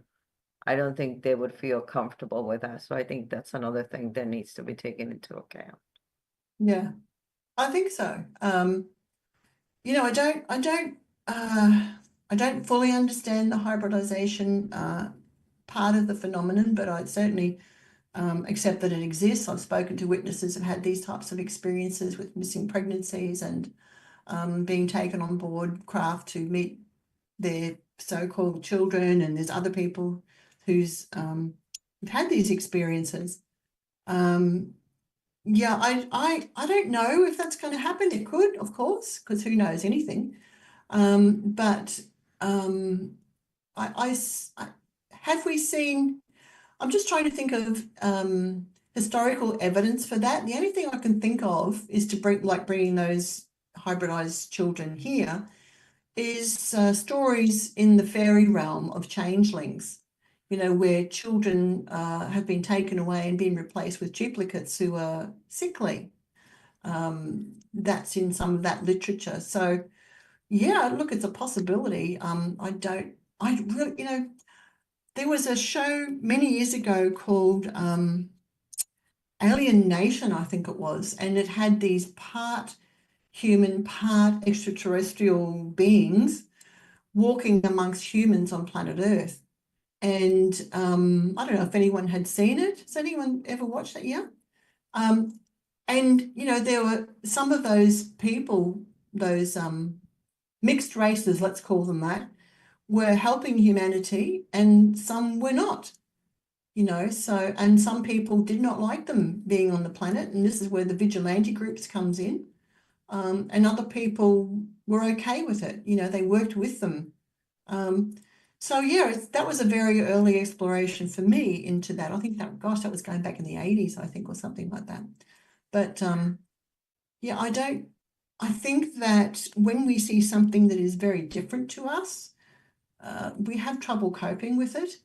And that we're biologically wired for that too. This is about keeping the herd together and keeping it safe and protecting ourselves from anything that is unusual. And even in nature, you know, where animals are mutated, they're left to die. And so that the herd remains strong. And I think that is a very strong biological imperative, but also reaction to something that is odd and unusual looking. And, you know, inside of us, the last thing we want to do is be around anything like that. That's just a survival protective mechanism that we have to, yeah, to ostracize things that are different. Do you want to follow up on that, Sabrina? Anyone with a question can always follow up as well if you want. Yeah, I can see, and you're right. We're always looking for safety, and I can see that being a problem. But you know, I had heard that the intention was originally that, but I don't see that being in the cards at any time soon happening. Just because we first need to just get to used to the idea of them existing, and that would be my other question there. Like, how do we even get people to accept that idea, right? Like, what is it going to take to sort of adjust the mind to that idea, to those that still don't think that they exist? That's an excellent question, and I think it's one that that a lot of people struggle with. UFO researchers struggle with, and that's probably why we don't see a lot of conversations around this topic, because it's like jumping over a chasm. You know, that's why it'd be great to have some sociologists and more psychologists involved in this to see how people can bridge that gap. Because I work as a clinical hypnotherapist, or I used to. I'm retired now, but you know, it's, and I understand the human mind to a degree, but we need more people involved to understand that and how to utilize it for exactly what you just said. And the other thing is, of course, do we really want to? You know, a lot of people won't want to do that. And there's going to be great aversion to accepting these beings. So it's a big ask. It's a big pill to swallow, that's for sure. I don't know how to fill in the gaps at this stage. Okay, I had a similar concern as Sabrina, as the sort of human ET hybrid situation. I think that's largely what UFOs and ETs are about. So to prepare humanity for contact, we should have more of a discussion. There is a discussion. It's kind of like a school of thought within the UFO community. You know, Linda Moulton Howe recently in her show, she was saying she doesn't really like to publicly discuss everything she thinks about the human ET hybrid program. So I thought, oh, you know, this is what she does for the last 40 years of her career. So you can see the hesitancy in even discussing that. And Susie Hansen, I think she said in her first book, she didn't go into it so much, but she wants to discuss more of the hybrids in her second book. So people realize, you know, if we talk about this openly, this is a big deal. But I think it's part of preparing for contact. Part of our philosophy in University Galactics is to dial down fear and have this. And you know, I think of it's a good thing. I think the hybrid program is a good thing for the world. Of course, then there's fundamental Christians who say, well, it's all demonic. So yeah, how do we? I really appreciate with ICER that your examples like preppers. You know, preppers, they're preparing for this or that. So we as 8 billion people as a world should prepare for ET contact. So it's a really important value, you know. So yeah, if you want to add any more to how do we prepare for discussing the ET hybrid program? Well, I was gearing up for Terry's question, so not at this stage. Can we just let the conversation flow and see where it goes? Yeah, maybe I'll come back to that after I get a few more ideas. But I think it has to be gradual. I think I know Susie Hansen said about a year ago that she feels that the ETs are in charge of disclosure and that they want it gradual, and it's been gradual since 1947. So, I think it'll work out. Yeah, I think that's true. And we had Linda Zimmerman, who's well known for writing the book about the Hudson Valley UFO sightings. We had her Zoom into our members meeting in November. And I've spoken to Linda a few times, and she said she believes that we see lights in the sky or craft because they want us to see them. So I do think that there's a high probability that they're playing an important role in that. But I don't know whether it's for their purposes or for ours, or a combination of both. I mean, we could be this great long-term experiment, and they're just adding things into the petri dish to see how things grow and expand. That's a possibility. So, we can't assume a lot of things. There's a huge amount of belief systems involved and engaged in the UFO subject. And I try and look at it without that, not always easy, of course, but to try and keep that out to see, well, is the belief here, is that matching the data? And I think that's what we have to always double check, go back to that as a source, because if it's not in the data, it doesn't mean it can't show up, but it means if a belief is based on past knowledge and past experience and then interpreted about that. So that's why going back and looking at things historically, going, well, is there evidence for that? And how, if there is, how long has it existed?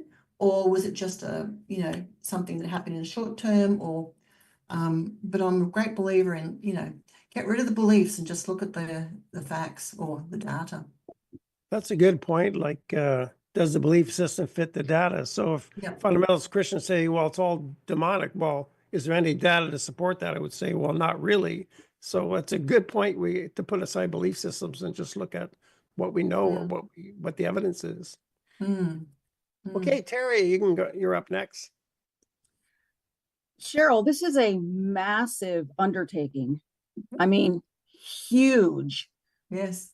When you're talking about preparing humanity for ET contact, that I can't even wrap my mind around how that would even happen, because you are dealing with so many different belief systems and the people who don't want to go there, and just mass hysteria. And I agree with you that I don't think humanity is to the point where we're ready for this. It almost feels like it's being pushed upon us very quickly with everything that's going on right now with the drones and all the theories going on around there, and people are around here and people are talking about, are they UFOs, or, and all of that. So it's almost like it's being pushed on us, and it kind of scares me in a little bit because, I know that I'm here to help people when they do find out that it's real. I'm here to help people to understand it, or to process find out that it's real. And maybe it's easier to prepare us for helping when it does happen, because I know that I don't know that I'm fully prepared at this point, because I don't even know how to prepare myself. I know that I have my own experiences, and I know that I can talk to people, which I do talk to people about my experiences and discussing their experiences. And I don't know, maybe we just need to just be here for when it does happen. Then we can reach out and help. But I don't know. I'm having a hard time visualizing taking on such a massive undertaking as preparing the human race for something like that. Hi, baby. Hi. Oh, hang on. Okay, I've removed that one. Okay. I was wondering about that iPhone, no name. Okay, carry on. Go ahead, Terry. No, that was it. I just wanted to kind of share that I think preparing ourselves is really important as well, because people who have had experiences, we're going to be the ones that are going to have to be there for family and friends and, Mm. you know, people in our neighborhood and, you know, kind of be there for the people closest to us and kind of work our way out. Mm. I agree. I think that I'm not sure that disclosure is going to happen in my lifetime, but I know I'm part of the cog, the wheel in the cog, you know, in the works. And talking to lots of people, validating their experiences, that's as important as being here when that actually happens. So that's part of that preparedness, isn't it? That's really important. I do not think, let's just focus on disclosure. I do not think disclosure is going to happen from top down. I think it's going to come from the grassroots level, like from us. And I think that's going to occur through the immersion process of talking about it, you know, and keep reporting on what people are telling us, keep having these discussions, keep having podcasts, Brian, and I'm a great believer in people find information when they're ready for it. You can't shove information down people's throat. They find it. And that's how I found this group, our group. You know, it's through a series of events and then bang, there it is. And then I got involved for whatever reason. But it, you know, I really do think it's going to come from the grassroots level. And, but like I said, people are playing a major role now in the preparedness. Well, thank you for everything you're doing. Okay. Oh, thank you, Terry. That's very sweet. Okay. And next we got Paul LeMay here in Vancouver, a previous guest. Your turn, Paul. Yes. Hi. I don't know if you can hear me. Everybody okay? You can hear me? Yeah, good sound. Oh, good. Okay. Boy, a can of worms. I tell you something, Cheryl. You know, it's I sort of echoing a little bit of what Terry was saying. We all have our own rate of exposure to this, and we've kind of learned it at our own rate and pace. And I could say that back, I guess 15 or so years ago, I was always open to the idea that there would be extraterrestrials, perhaps more than most. But I really hadn't bought in, if you know what I mean. It was like a theoretical construct. Yes, it's certainly possible. And, you know, I studied astronomy in university, so I knew about the Drake equation and all that. So I just said I didn't rule it out. And then you start having experiences. And one of the experiences I had, I'm a Buddhist practitioner, I'm a meditator and all of that. And I'm aware that in India, you know, they had a tradition of the Vimanas and even the term Devanagari script for Hindi and Sanskrit is like the language of the gods. And, you know, going way back into the 1970s, Eric von Daniken, when he did his book, Chariots of the Gods, most people will be familiar with that. That was kind of like, I think there's two ways of looking at that. There's hard disclosure and there's soft disclosure. And I think we've been on a sort of a program for the last 25, 30 years, if not longer, 50 years. If Star Trek's been around for 50 years, then it's certainly been 50 years. And I think that's been part of the preparation of the population, soft disclosure, psychological preparation over time. And I think that's been deliberate and planned. And it's fine with me because I think we're going in that direction no matter what. I think it's what we're getting down to is the pace. When Cheryl, you brought up the question as to whether the United Nations would be the most appropriate way in which that would happen, my first reaction emotionally was, not in your life. Are you kidding me? This is like, you know, Brexit, where people were reacting to just the economic union, the European Economic Union, and saying, we don't want to be part of that no more. To me, that's an indicator, that's a test bellwether of what people are feeling, that they are not in control when bureaucrats run their lives.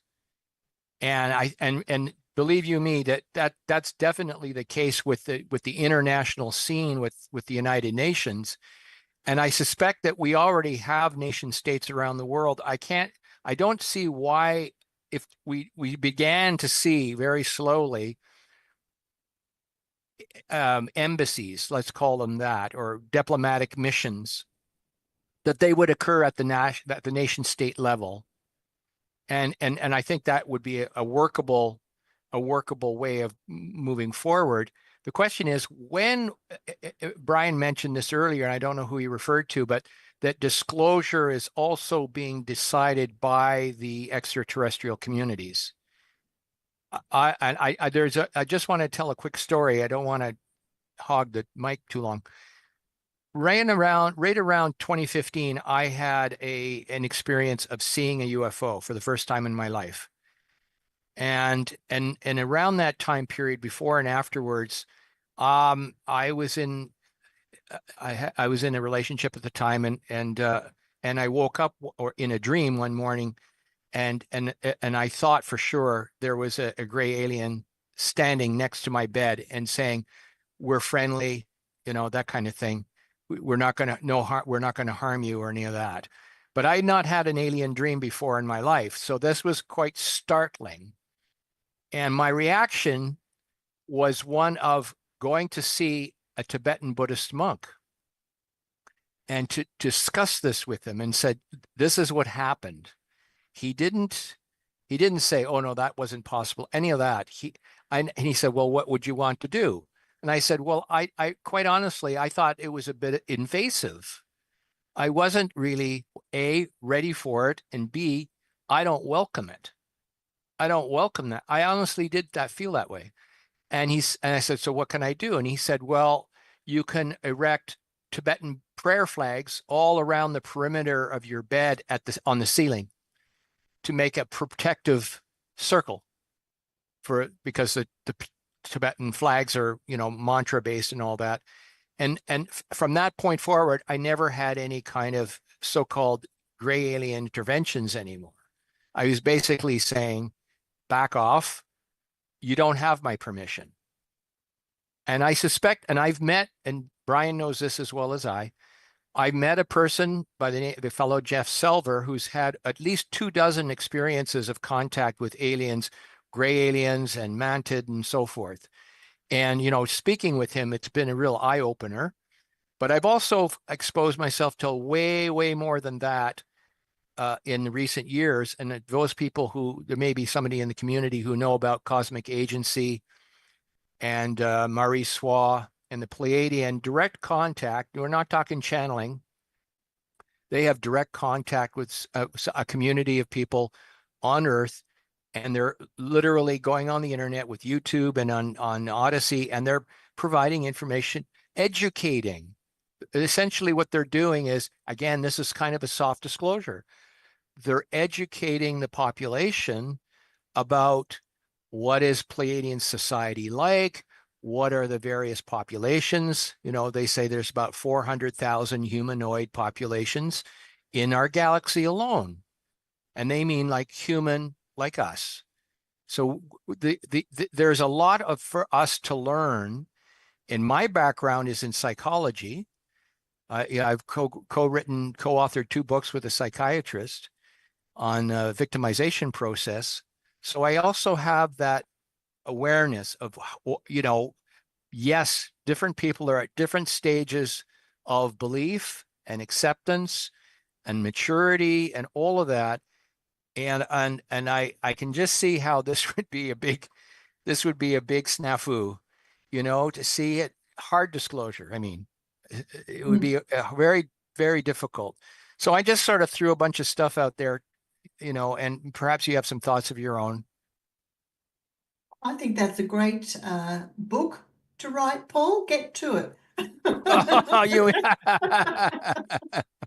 I would love to see some, a group of psychologists bridge that gap that, who was it? Was it Terry or Sabrina? Someone was saying, about how to get from here to here. Like, I don't know. That's something that someone who's been trained in that area, I'm sure, could do. At least put forward some suggestions. You said something about before about the politics and people saying they don't want to be part of it. I think we're referring to Brexit. And you can see how that might translate to the UFO subject or to ET contact. If we had ET contact and it was accepted on the planet, there would be a lot of people who would say, no, I'm not having anything to do with them. I want to go, we want to put a border up around our country, and no, we're not having anything to do with it. No, thank you. I mean, I can just see a lot of division as well as potential for a lot of collaboration. Oh, like you say, it's just such a diverse range of responses to it. Was it the professor at Harvard that was studying contactee and abduction? Was that Bob Mack, or was his first name? Yeah, John Mack. John Mack, excuse me. Yeah. So people who are familiar with that story, he was, when he first came out doing this research, right? The university governors tried to have him fired. And it was the intervention of is it Daniel Sheehan? I think the lawyer. And he was, and he was successful in preventing that from happening. But this was an esteemed professor with tenure at university, and that's what ultimately protected him. But he wasn't a nutcase. He wanted to understand. That's all he was doing. He was just trying to understand the abduction phenomenon. And then he was raked over the coals. Now, so even if you're like, as you said to me, you batting it over to my side of the fence and saying, why don't you write a book? Well, I know how much work it takes to write books. It's not fun. There's a lot of work. And not only that, you're sticking your head above the parapet. And usually what happens is people take shots at you. Or even our meeting today, you've seen, we've already had a couple of disruptors coming in and trying to just take pot shots. But I think that there's we're seeing a kind of a slow organic process of unfold. And part of it is sci-fi movies, yes. And then also channeling with certain people, Bashar, and you can go on and on and on with all the various channels that are out there on YouTube nowadays. And also, as I mentioned, this cosmic agency stuff. And it's almost like a trickling process that's very slow and gradual and eventually percolating. And I've heard one comment around this saying, when at least 50% of the population globally is open and accepting of the idea that there's extraterrestrial life, then the population will be ready enough for contact openly. So I don't know what you've heard in your circles that you travel in, but I'd certainly like to hear what you've heard on this score. I actually haven't heard a lot about, people talk about that sort of experience. But while you were talking, I was thinking about human evolution, because the idea of our physiological evolution is just falling by the wayside. Now we're looking at quantum speciation. So this is where actually evolutionists are now starting to say, well, we don't do this gradually. It happens in leaps and bounds, great leaps and bounds.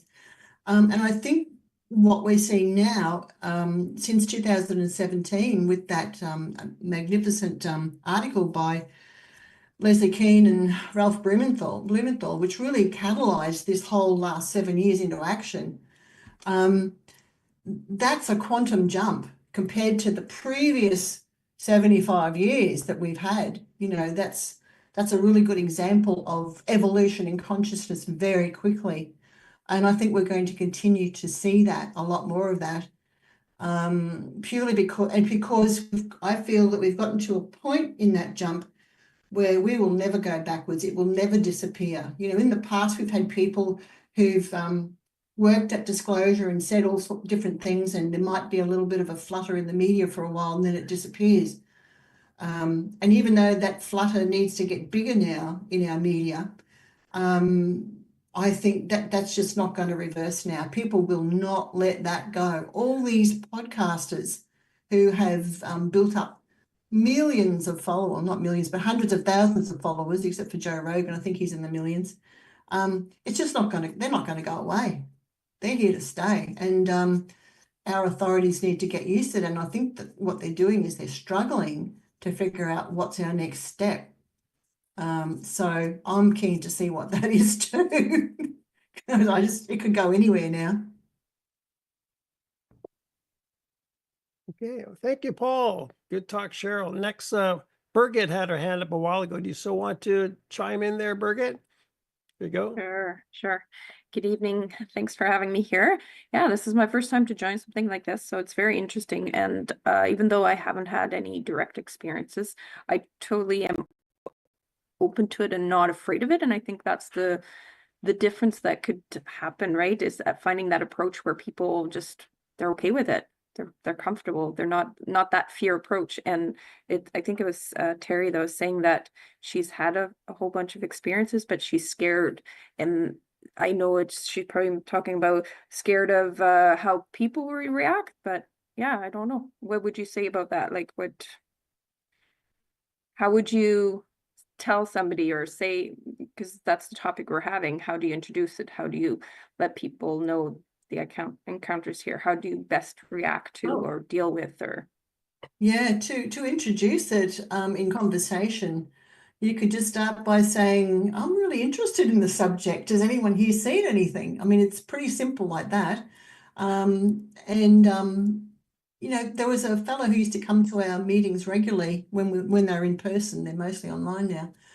And he used to just start talking to people sitting next to him in the bus, and then the next thing you know, he'd drag them along to a meeting, and it's just really about opening up and talking and being brave enough to raise the subject. But even amongst your friends who may not be into the subject, even, you know, just saying simple things like, just asking them, there's a bit of stuff in the news about this. Has anyone ever heard about it? Or what do you know about it? You know, I've heard this and I think it's really interesting, but I'd like to know more. So that's a way to start the conversation.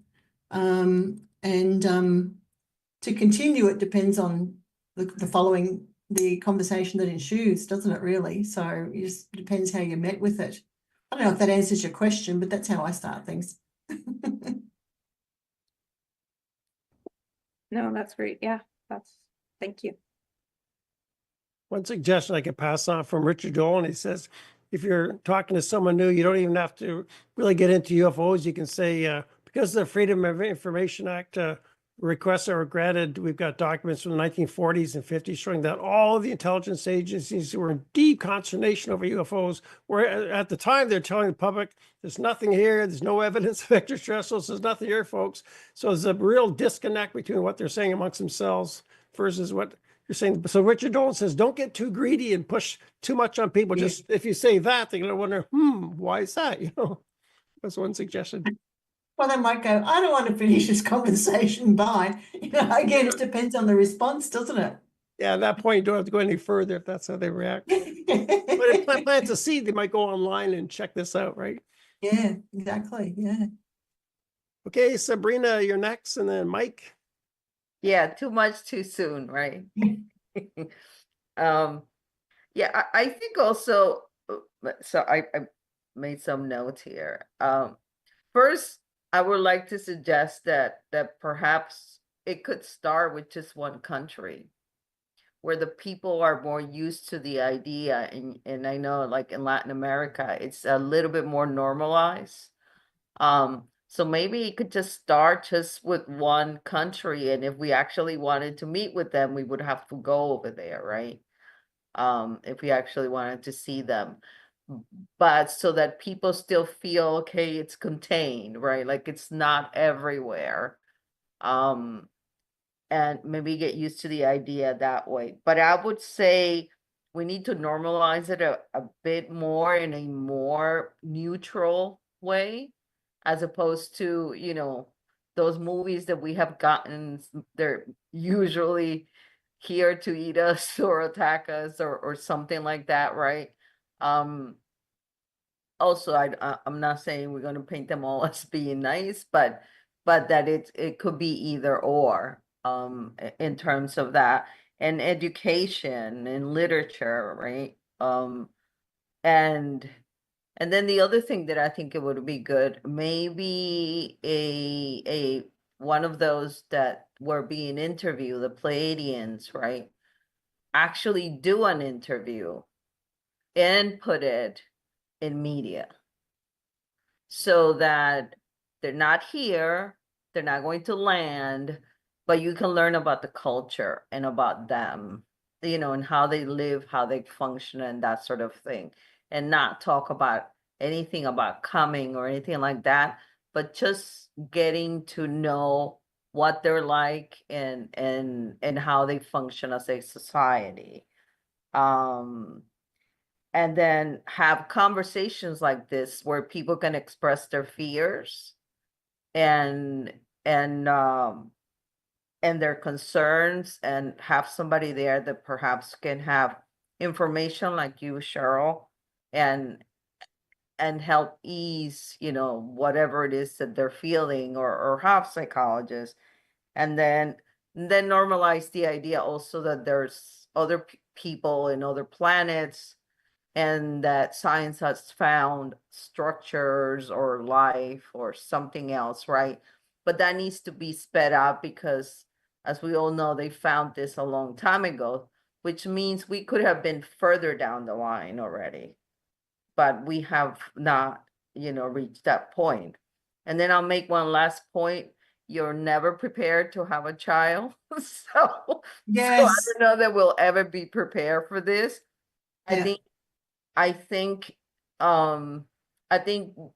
we have adapted, and I'll say this, we can even adapt to be in a war-torn country, right? So I think we can manage this, and so long as that there's enough people that have normalized the idea, that can sort of help the rest of the people, I think we got this. Yeah. There's a few things you touched on there. And by the way, while you were talking, I remembered that little place is San Marino, where ISA had asked them to sponsor the group. But anyway, you know, I think anything that's recorded these days is going to be considered suspicious because of CGI, you know, AI creations. I know I certainly do, but, you know, other people may not. But that could be a challenge to overcome that. Could be a live video. Yes, maybe, I don't know. After the 2001 disclosure press conference with Stephen Greer, I was expecting that to help kick us along to where you're talking about, you know, move us along faster. But then, of course, we had 9/11, and we'd planned a conference that year, which was a month after 9/11, and everything just went flat, and we didn't have the response that we had hoped. And so there's these external experiences that prevent the speed of disclosure. And some of them are planned, some of them aren't, you know, to hold us up.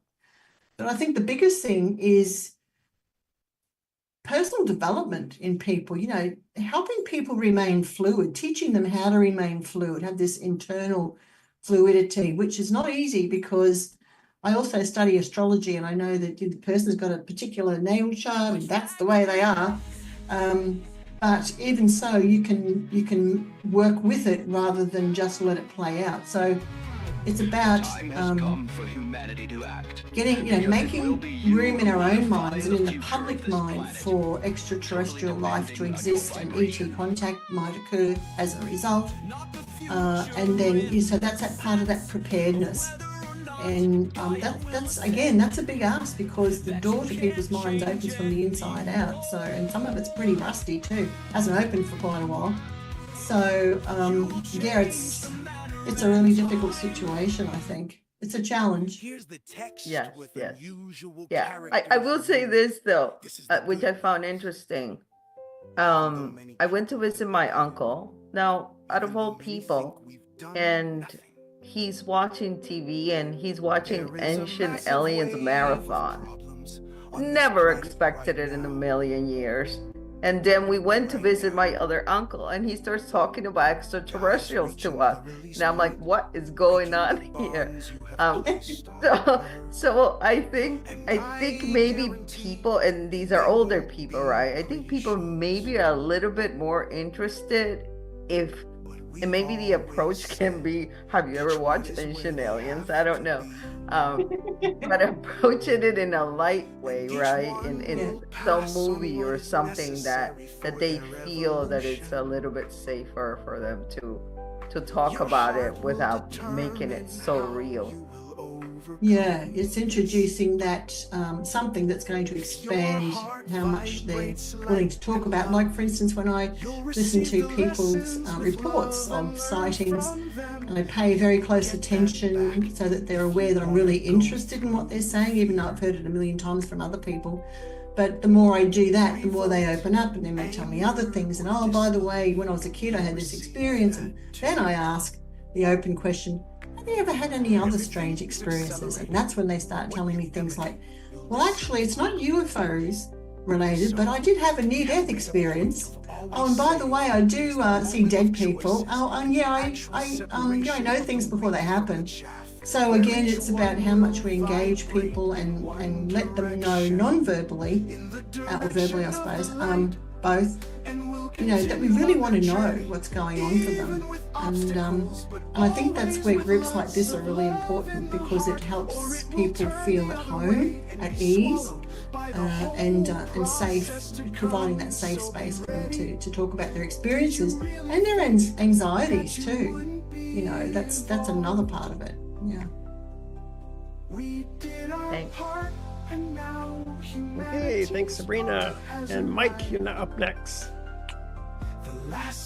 For me, I think part of the problem is this ET land, which I heard about it. Probably they're going to start working on it in 2027.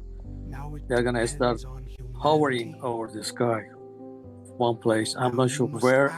Somebody said probably in PA state, maybe. But I think part of the problem is that for many years, government tried to make people look like they are crazy, if you're talking about ET. And people, they have problem with that. But I feel like some people, they're going to continue with their normal life. Nothing is going to happen if they come in. And I believe the best thing they can do, they can bring ET, they are more look like human at the beginning. So they start getting used to it. Then, because humans kind of have a scare of, non-human looking ET at the beginning. And maybe that later on, if the ET come in, look different, they're going to start accepting them. And part of the problem was government was making people crazy because they were interested in the weaponry system. They want to use it. Or if you have a weapon, they can take over Russia or China or whatever, like that. That's what they were thinking about it. But people right now, because of part of the problem, other problem is part of it, people are losing the believe in superstitious, or they call it belief system, or whatever they want to call it. People, they were teaching them these are not real, we are the only one, but they have a hard time some people to understand it now. But some people already been educated through the media, which the ET exists, which for me, I found out about ET when I was about 10 years old. My dad talked about it to me. I was about around 10 years ago, maybe around early 60s. He told me, yeah, they exist. They are there. They are much ahead of us. And then I started looking into it. I started looking into it all my life. I've been looking into it, especially recently. I was very much into it. I was very much everywhere looking at my Facebook account. I said, this guy is crazy. He's talking about ET and UFOs. Then I was thinking about it. I sit and think about why I am like that and nobody else is like that. Then I said, I must be something. Maybe I've been abducted or something. Then I started digging into it. I realized, no, I'm not abducted. I can't remember. Then I watched one of the videos with Dr. Linda Bachman, which she was talking about it. She said she was talking about different kinds of soul. And I said, oh, it fit me. The second one she talked about, which was interplanetary soul. I said, exactly whatever she said, I'm in it, right there. And then I realized, well, then I start digging, I find out where actually originally my soul is from. No, I know where my soul is from and how many is my star family. So it's been a kind of interesting last few months for me, because I didn't know in most of my life anything about it. Last few months, I start thought about it and I start digging into it and find out that I'm coming. My soul is not from this planet; it's from another planet. It's kind of interesting. I think some people is gonna, if they land in, they're gonna get used to it after a while. It's just gonna be difficult at the beginning, but later on, everybody's continue with their normal life. And a lot of people, they speculate about it. Oh, that's gonna be happen like this. That's gonna happen. I don't think that's gonna happen anything different. Eventually, people, they're gonna accept it. Mike, can I ask you, how do you feel now that you've realised that you're not alone in who you are, and that there are kindred spirits on the planet and who share your thoughts and ideas? Well, I feel like I'm very interested. I want to see my star family, which I find out in my family our star family living as a collective, and in my family there are 6 in my family actually. And I'm very interested to see them right now. And I find out about my own frequency, and my family have a frequency also. And I know about them, and I need to start working on that to be able to communicate with them. Very interested to hear more about that. I have Linda Bachman's book, Interplanetary Souls, and I've actually done a presentation on some of her work, but with us entwining it with what people have personally told me as well. It's fascinating, really. Yeah.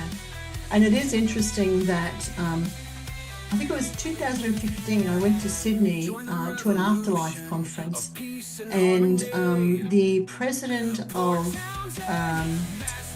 is it Brian Weiss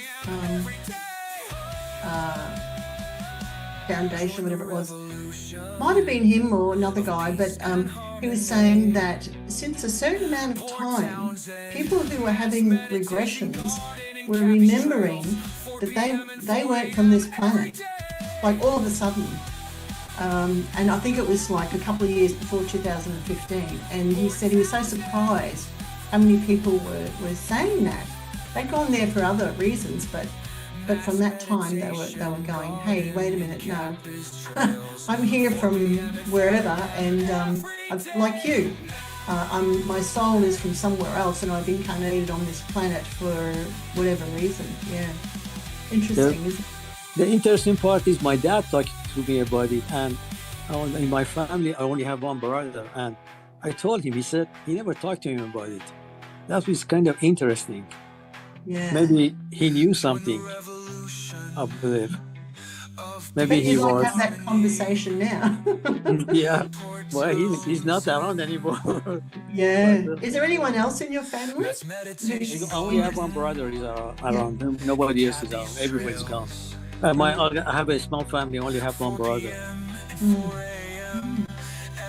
And then the interesting part is, I believe there is some other people like me on this planet. Some they know it, some they don't know it. And I have some friends. She have a sense. She is like me, but she covered. She looks like she's scared to follow it. She doesn't want to. I've been talking to her, and she doesn't want to follow it. But for me, it's different. For me, I'm interested. I want to find out more about it. And I knew there is nothing different. As Carl Sagan said, if there is only us in the universe, it looks like it's such a waste of space, which is true. We are not the only one. Yeah. Yeah, interesting. I sort of, I don't know if anyone's read that book, Cultural Creatives.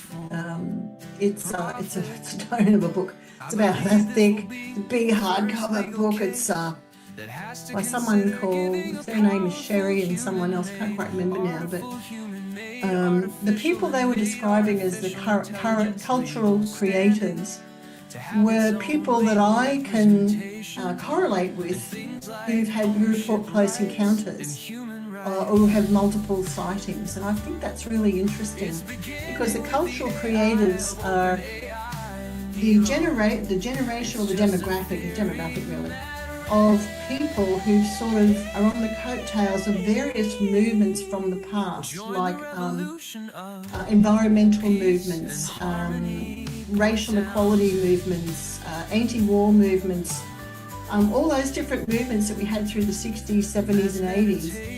It's like they've all, various people in those movements have merged together and created this new demographic called cultural creators. And maybe Paul knows about it, I don't know, he's not there. But it's really fascinating and that this group's being identified, but that it actually matches the people, the qualities of people who report close encounters too. So for a long time I used to wonder who has close encounters. And then I thought, well, actually I'm going to sort of profile those people that I've had dealings with, which are many, and then reverse it and thought, well, where would I find them? And I thought, well, I'm going to find them in the arts. They're going to be actors, painters, singers, those types of people because of the reportees that have spoken to me. And I think, wow, yeah. And then you hear about people like, John Lennon, he had his own UFO sighting. In Australia, we had Olivia Newton-John, she had sightings. Russell Crowe's had sightings. I can't think of the other international people, but there's a lot of them anyway. Because of that, I thought, I bet you Jackie Chan has had some sort of close encounter because he's a very creative person, has lots of skills, and a lot of those people. And it's fascinating. If you ever get your hands on that book, it's a bit of a read. It's a study. It's a reference book, really. But it's Cultural Creators by, I think it's Paul and someone else. Paul and Anne Sherry, or you can Google it anyway. You'll find it. Fascinating book. And another fascinating book is, some of you have probably read anyway, from the 80s, Aquarian Conspiracy by Marilyn Ferguson, I think it is. And she talks about this group of people who I can match with people who report close encounters, or even people who are playing strong roles in the UFO community. They match their criteria, their profile matches those in the Aquarian Conspiracy, who basically say that your family is not the people that you sit down and have breakfast with every day. Your family is peppered throughout society. And I think this is what we find in the UFO community. We find each other and create another family of a soul family, who are interested in the subject, who've had experiences. And I think that soul family has a purpose, has a reason to come together and to hold something, to continue this process of what we're talking about today, but to play a role in all of that. Yeah. It's very interesting for me. I'm trying to communicate with my brother about it, and it seems like he doesn't want to follow it, because I tried to send him the video. I saw maybe he watched it and start talking to him, but he's not doing it. He just doesn't accept they could come in here from another planet, because one time I talked to him, he said, "Oh, it's so far away they cannot come in." I said, well, just look at it. 100 years ago, we couldn't go to the moon. It's different right now. We are going to achieve more than this later on, but it takes some time. There might be thousands, maybe millions of years ahead of us. I have a difficulty to communicate with him, to let him know about myself, but I don't know what to do. Well, I think it's a challenge, is to allow people to be where they are. My son-in-law's like that. My daughter's not, but my son-in-law is, and she and I just look at each each other. You know, we roll our eyes as the glaze look goes across his face while we're talking about this stuff. You know, it's like, oh yeah, yawn. But it's really for you about finding people you can talk to about it, and that's the important thing. But the thing is that in my family, we are not religious. We don't believe in religion or anything like that. Me and my brother both. And I still don't believe in religion or there's a God. I believe they are, what you're talking about, they're talking God is probably the human being in the past. They meet E.T. and what they had for them like 3,000 or 4,000 years ago, they thought they are God. That's what they called them God. That's why he come in. That's what come in. I believe that's what it is. The only thing for me, I call them, they're just ahead of us. The technology and everything, any other way. So they are not God. They're just, you're capable to do things we are not able to do it. That's what I think. That's my opinion. I mean, everybody else can have any kind of opinion they want.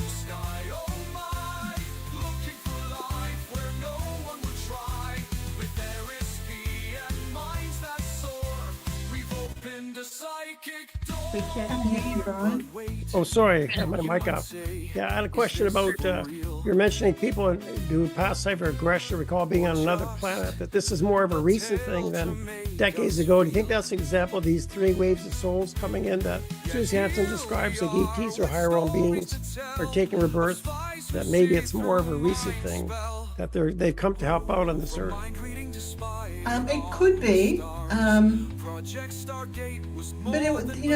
just trying to think of the name of the book. It was written by John Spencer. What Gifts of the Gods? That was another one. But it was about back in the 70s. He and his partner, was it John Spencer? No, the other guy. Brad and Sherry Steiger. And they'd written a book where they were discovering a particular demographic of people who thought, for the first time they discovered them, that they weren't from here. They were from somewhere else. So that's going back to the 70s.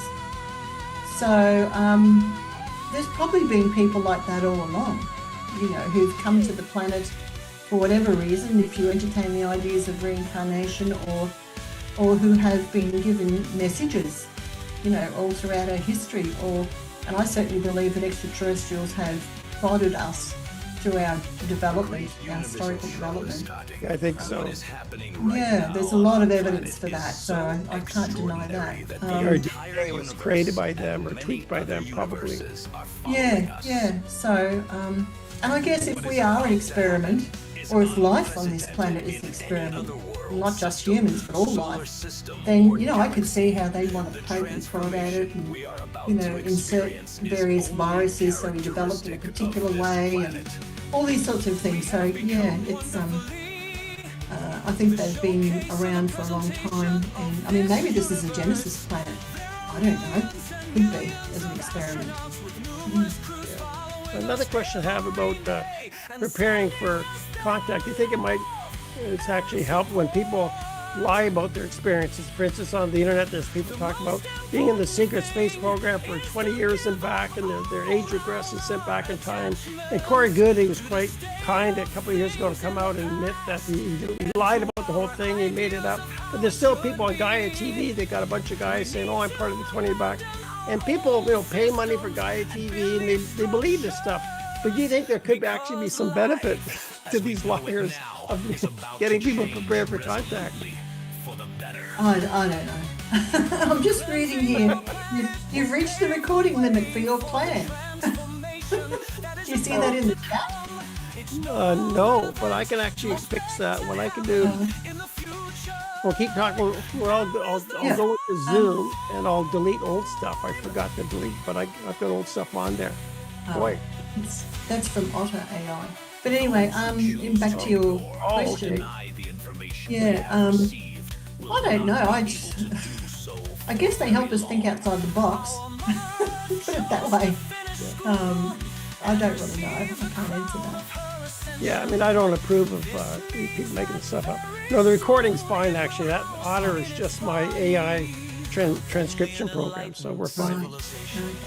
Okay, so Terry, you got your hand up next.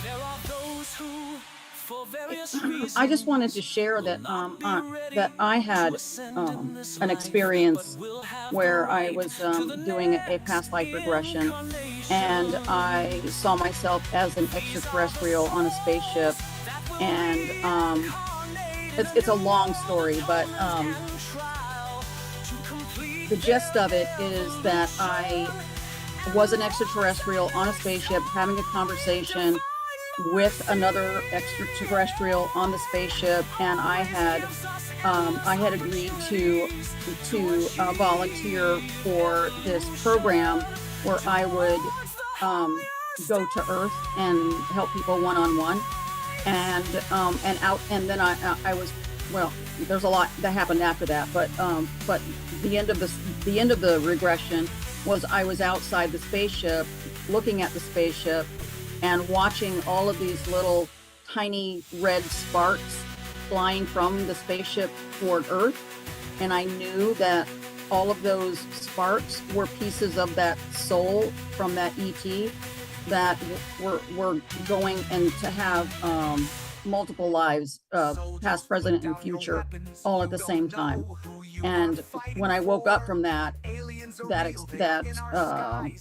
I mean, I was in absolute utter shock. It explains so much about the things that I've experienced in my life that that my whole life at that point made sense. It was absolutely incredible. So yeah, so when I think of my family, I've never been close to my human family, and I've always felt like I don't belong here. But when I think about them, the ETs, that's where I feel such a strong connection to them, like they are my family. And I really do believe that my life right now is a part of that soul that is currently in a spaceship, lying in a pod in stasis. So it's just, it's changed my life. I mean, it's my whole outlook on life has changed since I had that experience. That's fascinating, really. I mean, when you start delving into these experiences more deeply and people are sharing these type of experiences, it's like, what's really going on here, you know? But there was, I think we've lost, oh, there she is.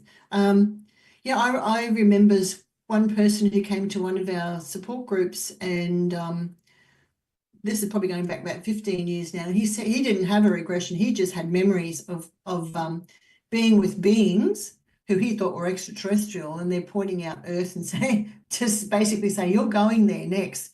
Mm-hmm. And he said he remembers like putting his hands up, like, no, I'm not going there. I've been there. I'm not going there. You know, I'm not going back. But yeah, and the next thing he knows, he's back and being born. And I know I've spoken to people who have pre-birth memories like that guy, quite a few of them actually, not dozens and dozens, but you know, probably about, I don't know, maybe 8, 10, something like that, who've had those types of experiences. And somehow the extraterrestrials, or whatever they are, this non-human intelligences, are actually part of human, how can I say it, the soul life of humans. And I wonder whether they're part of the soul life of all life. You know, they understand things a whole lot more than what we do about ourselves, about being human. And that's why I'm so intrigued by the subject, because like I said earlier, I'm still trying to find out what I'm all about, you know, not so much where I've come from, but what makes me human, and, you know, trying to understand my full potential as a human being. And this is such a great subject to teach that about ourselves, you know. So, yeah, you're not alone there. Yeah, I know. And then after that experience happened, I was seeking other people that may have had a similar experience. And I was introduced to a lady here in the city that I live in, that had an experience almost identical to mine. I was going voluntarily and had a positive attitude about it. She was kind of fighting it a little bit. She didn't want to come, but I mean, the whole thing, I mean, the pod, everything, she just told me her experience was almost identical to mine. Yeah, amazing. So that was quite, that was validation for me. Yeah. Okay, thanks, Terry. And Matt, you're up next. Yep. Yeah. Yeah.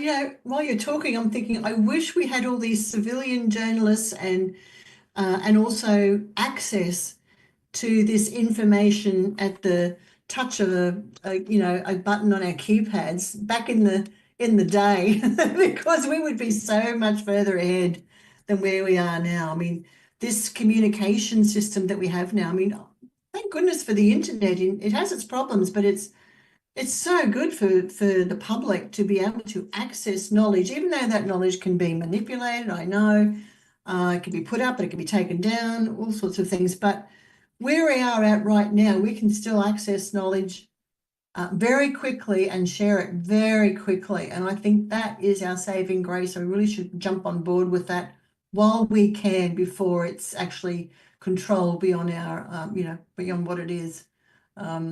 We really have to take advantage of that. But you were saying about the president could do something, very quickly. Again, it doesn't mean that everyone's going to like it, or that they're going to all accept it, or then they might even think it's part of a false flag scenario, or, people are just so, public trust has gone down the tubes. I don't believe anything anyone tells them anymore, People send me footage and I go, well, how do I know that's real? That sort of stuff. Not that I need to see footage. Then I ask them about their life and all the other things going on. So to sort of get more judgment about could this be real, whatever. But, it just doesn't mean that everyone's going to accept this. And I think a real problem, like I said before, is that going to be this group of people who just don't want to have anything to do with it. That's going to be a challenge. How do you prepare for that? How do you, again, break down those borders? That's hard. Yeah. Yeah, any follow-up there, Matt? Good points, good questions. Yeah.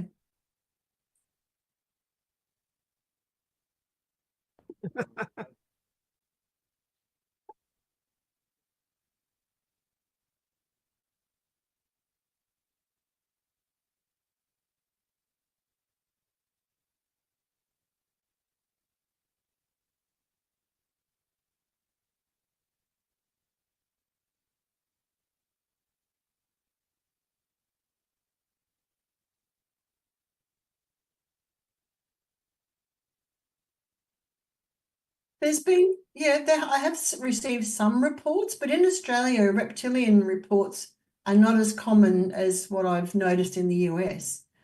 And I don't know why, because really, if it's sort of integrated in the whole UFO subject, I'm thinking, well, why aren't other countries, why aren't we getting those reports? Why aren't other countries getting those reports? Certainly have had reports of mantis beings, but not many, again, not many. We've had a wide variety, though. This is one of the things I noticed in the 90s when abductions were occurring, that, we were mostly getting the grey aliens out of the US, but in Australia, we were getting all types of beings reported to us, that were sort of human looking, but they weren't greys. And some of them had gold skin, white skin, blue skin. Some of them were more human looking. Some of them were very human looking, but just had much bigger eyes, different shaped jaws, that sort of thing.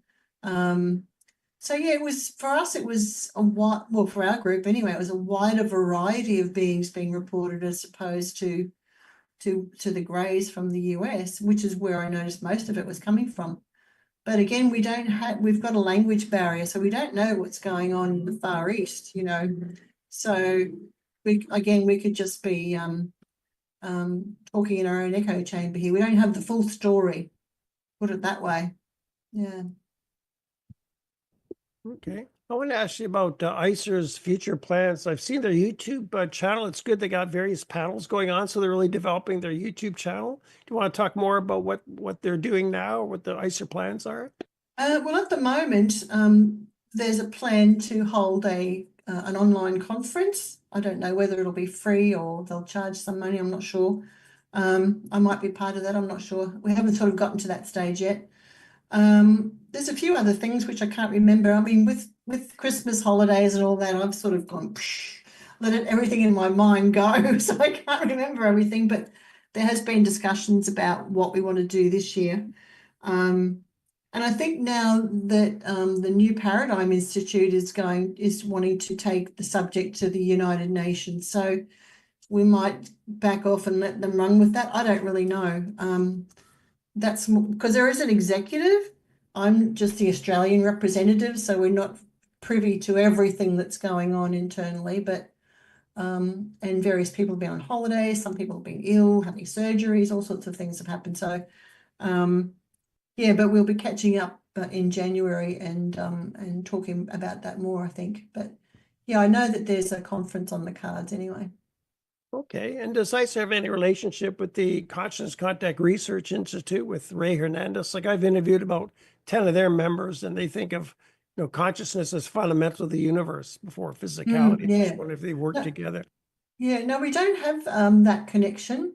We've actually haven't really connected with anybody because we wanted to remain independent.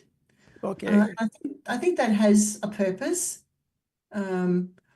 But there are things I could say, but it's not up to me to say them at this stage about possible collaborations. But yeah, so far we've chosen to remain independent. Yeah. Okay. And Paul, you got your hand up. Did you want to go next? Yeah, I think Mike is ahead of me. If Mike, you want to Oh, jump yeah, in? Mike. Sorry, you want to go, Mike?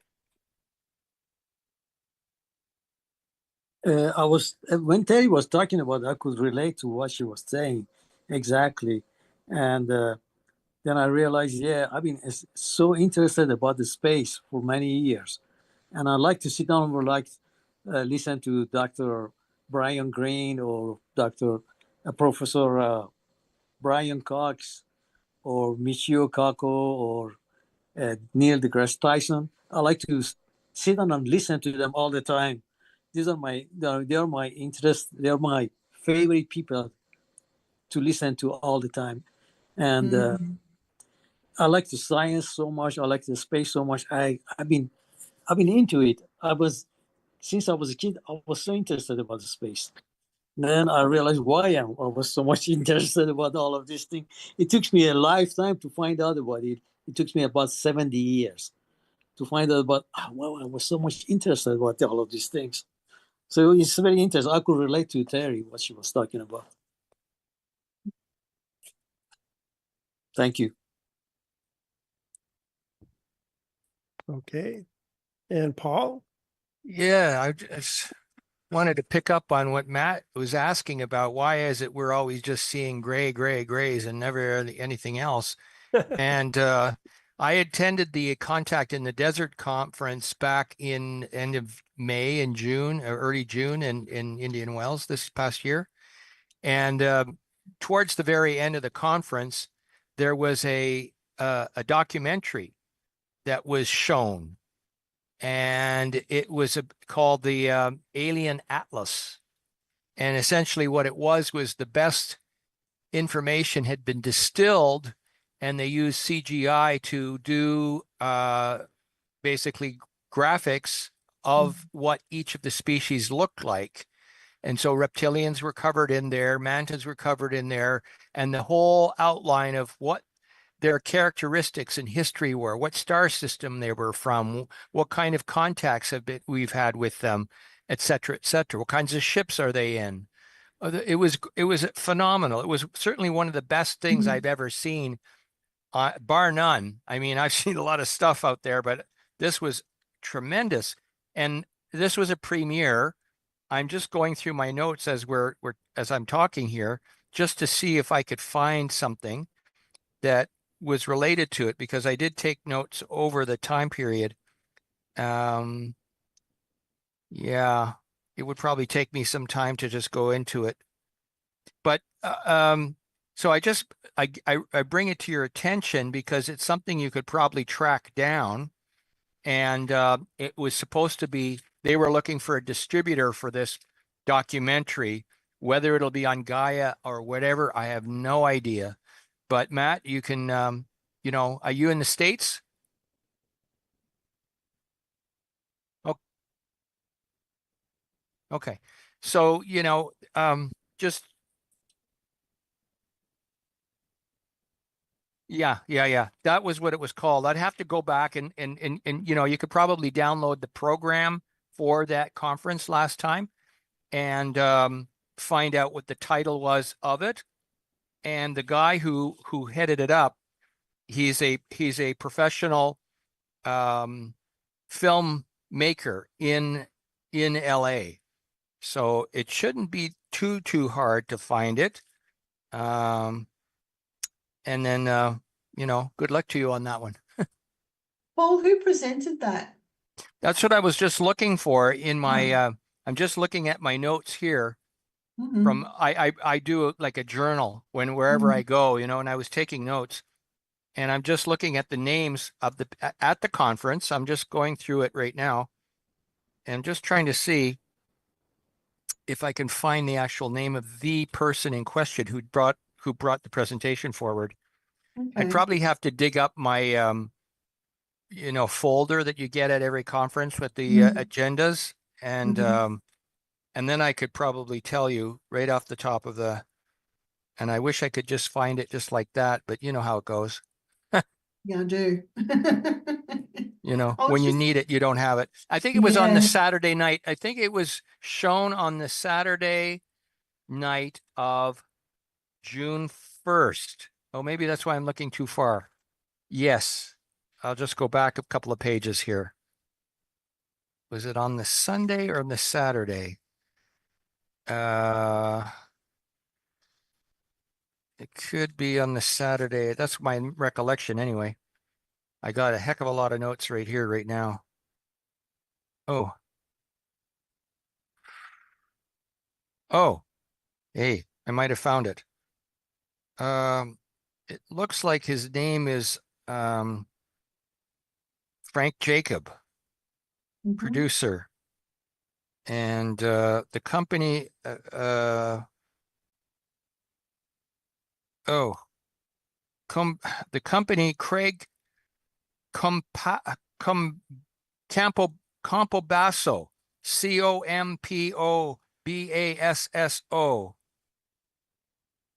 And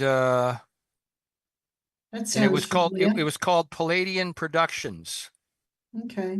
That was the company that put it together, and it was called the Extraterrestrial Species Almanac. So that's the correct title. The Extraterrestrial Species Almanac, the documentary. Right. Okay. That's it. I've heard of Craig Campobasso. I just can't remember place where though. Yeah. There we go. We've had a few drop off. People have to go. Yeah, it's been almost 2 hours so far. Anything else you want to add to that, Paul? Okay. No, good. I'm good. Thank you for asking, and I greatly appreciate, Cheryl, your time. For it's nice to make connection like that across the pond. Yes, it is. Yeah. Thank you. Yeah. I want to ask you a question based on what Matt was saying about the huge illegality of suppressing the secret of disclosure. Like it's a globalist thing. It's not just the American government. I would say there's some type of globalist government in place. But do you feel that this is justified? Like people like Susie Hansen are saying that the ETs are actually in charge of disclosure. So that implies they're telling the government, no, not now, or just a bit or a bit at a time. So perhaps this whole big legal push, like Stephen Greer saying, oh, this is illegal, we've got to stop this. Maybe the whole thing is wrong. Maybe we should have compassion for the governments, and maybe they're right to go slowly, and their hands are tied anyway. So what's your view on that? Yeah, I agree with that, actually. I think it's not easy to juggle everything that we've been talking about today. And there would be connections. If you do something here, then you've got to deal with this over here. Like this, it's just forever unraveling the whole process. So I guess the real thing that I think is behind Matt's question is, why did they lie in the first place?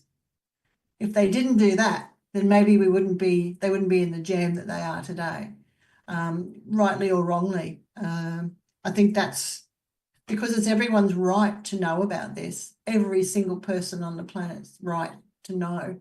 And the fact that they've kept it from us is, I agree with Matt, just completely wrong, completely illegal. And we're living in an abstract reality because of it. Yeah, maybe it's the right thing to do. Maybe in the wisdom, for the last 100 years, maybe they realize this has to be done gradually. Like Paul was saying with with Star Trek in 1954, and it came out, the very first pilot episode of Star Trek had what looked like gray aliens. They had the big head, and they were telepathic, and they're interested in human genetics, all of this. So Gene Roddenberry must have had inside information. So maybe it's all part of gradual disclosure. So maybe we should just be patient. Like, I guess you have two minds. On the one hand, it's illegal and it's wrong, but maybe it's right. 1965, Brian. Well, they filmed it in December of 64. Yeah. But you said 54. Oh, I'm sorry. Yeah, it wasn't 54, 64. Yeah, so they known about this a long time, it seems. Yeah, there's two opposing views that are both right, I think. Yeah. Okay, Sabrina, get your hand up. So you can take this with a grain of salt. So I used to have a lot of dreams with meetings, right? A lot of meetings with extraterrestrial. And it was specifically about this, about contact. And most of the time, the problem was because they wanted it to happen a long time ago, right? But in the meetings, and there were US government people and ETs in there. And I could recognize some of the people. And they always wanted more technology. They were always looking to be ahead or get something, right? They didn't really care about having it. Whomever it was that was attending the meetings, they just wanted to get more. And that kept stopping things over and over and over again. So the problem was really the government, because they kept saying no to all of these things that they kept requesting. And the ETs, at least these particular ones, were very patient with them. And I know in one of them, I lost my cool because I've had enough with the humans. And because it kept just happening over and over again. Though I remember, I even have memories like going to another planet to have a meeting. So I was going from meeting to meeting. I kept having all these meetings. In the beginning, I didn't know what the heck was going on and why was I dreaming with all these ETs. But it was always about the same thing. It was always about contact. And that was the biggest. And the one country that seemed like the most open to want to have it, to want contact to happen, was France.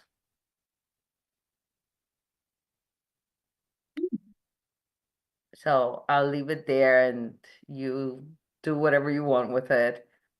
I have seen ships though. Yeah, interesting. Let's see how that plays out, Sabrina. Yeah, I know. But that was, I don't know how many of those I had. It was just like a rerun. And then I used to wear like a device or something on my head, and anyway, so it was interesting. But and then there were competitions, and then there were even within the ETs, like the Greys kept arguing that they wanted to be the first ones. Right? I was totally opposed to that. I do remember that much. Because it should be, some race that looks like us, because it would be the most natural thing. Even though I think even with that, Cheryl, and I would like to know your view on this. Because we're probably gonna say, no, they're humans. If the Pleiadians, if let's say it's the Pleiadians and they look like us, because we're probably going to say no, they're just another human. Now we're gonna say, no, can we have an X-ray? Do they have, you know, some extra organ or some proof or something? I can see us doing that. Collective consciousness. So, sorry, so what's your question there in amongst all that? I lost track of- So if the race that comes looks just like us, Yeah, right, yes. are we going to believe? Oh, yes. Yeah. How would we know? Yeah, I don't know. They would have to prove it somehow, show us somehow. Otherwise, who knows? Yeah, I think proof would be needed for sure. Right.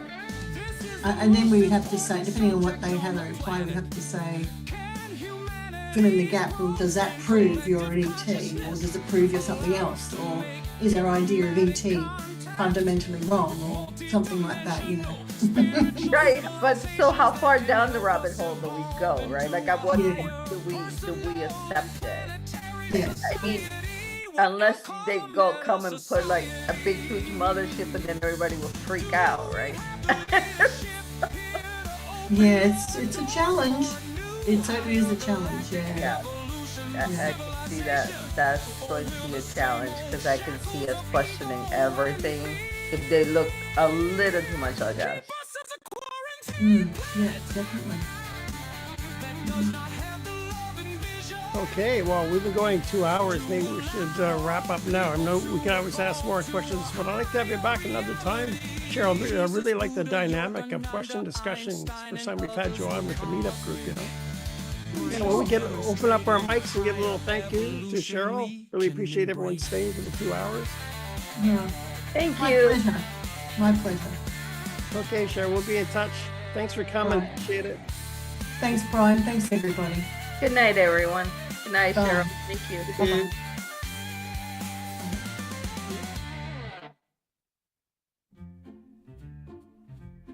What will humanity do once we know what you've done?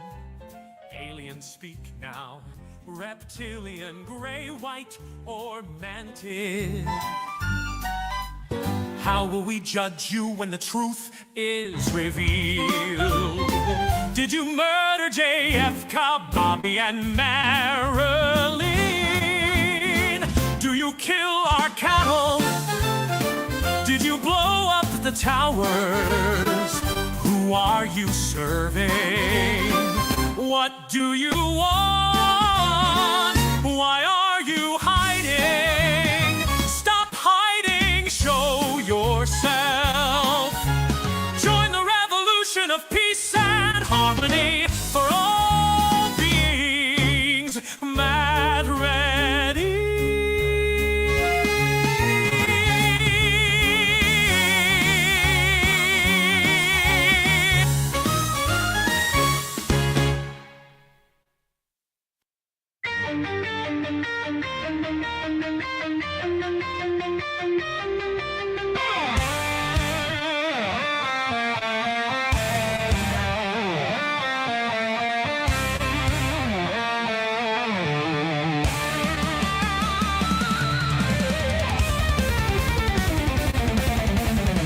What will humanity do once we know what you've done?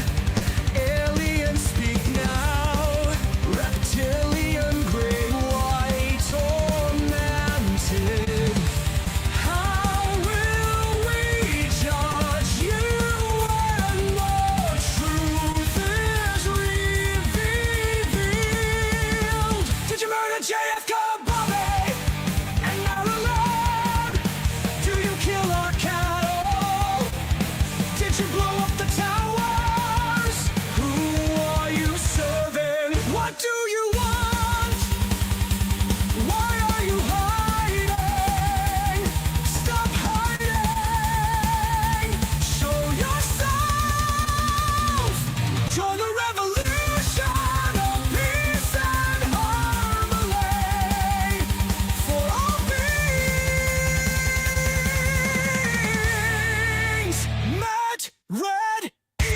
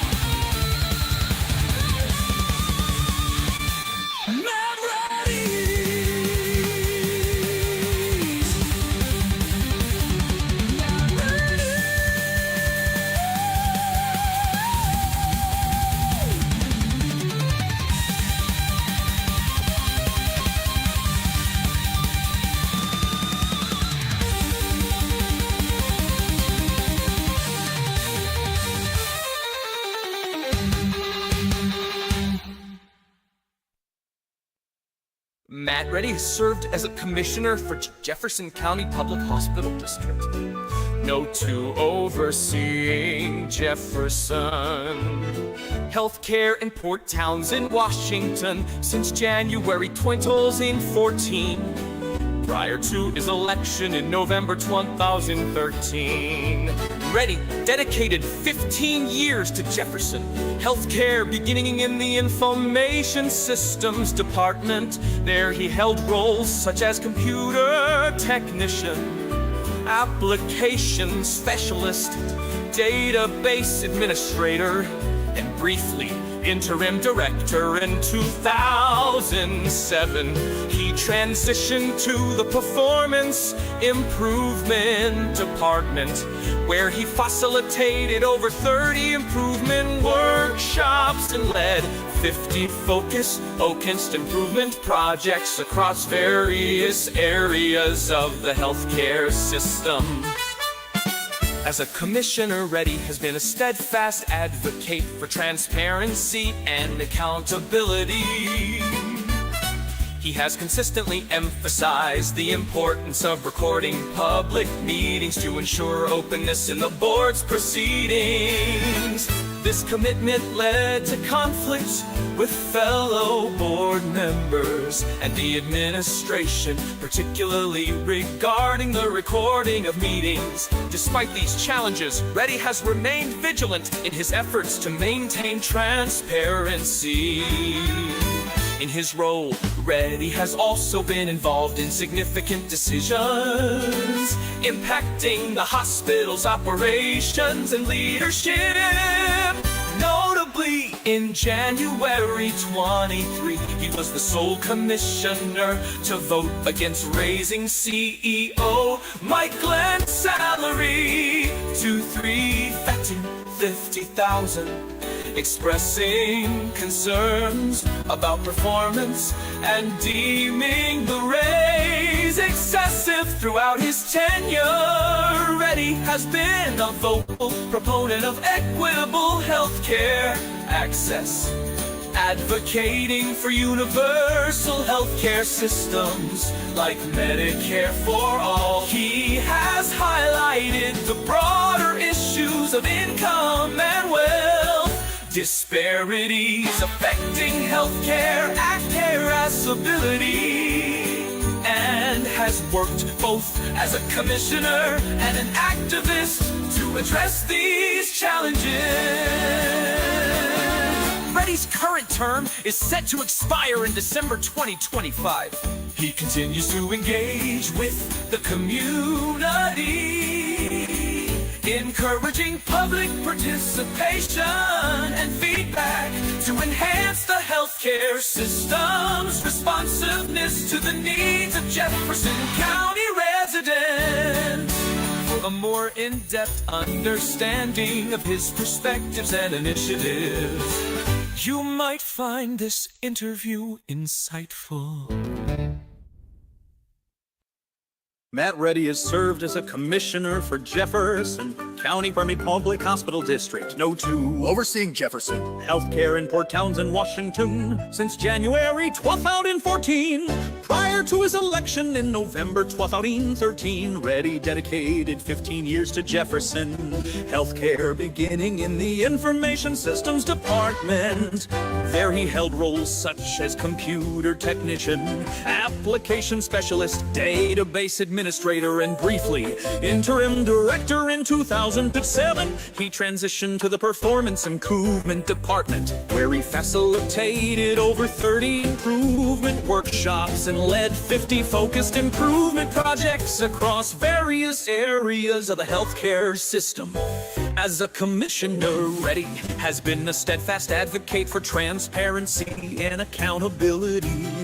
He has consistently emphasized the importance of recording public meetings to ensure openness in the board's proceedings. This commitment led to conflicts with fellow board members and the administration, particularly regarding the recording of meetings. Despite these challenges, Reddy has remained vigilant in his efforts to maintain transparency.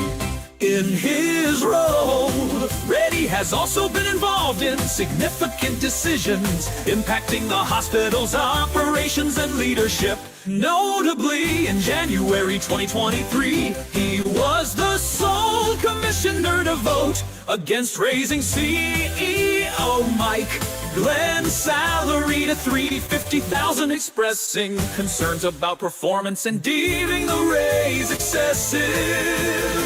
Throughout his tenure, Reddy has been a vocal proponent of equitable healthcare access, advocating for universal healthcare systems like Medicare. For all, he has highlighted the broader issues of income and wealth disparities affecting healthcare accessibility, and has worked both as a commissioner and an activist to address these challenges. Reddy's current term is set to expire in December 2025. He continues to engage with the community, encouraging public participation and feedback to enhance the healthcare system's responsiveness to the needs of Jefferson County residents. For a more in-depth understanding of his perspectives and initiatives, you might find this interview insightful.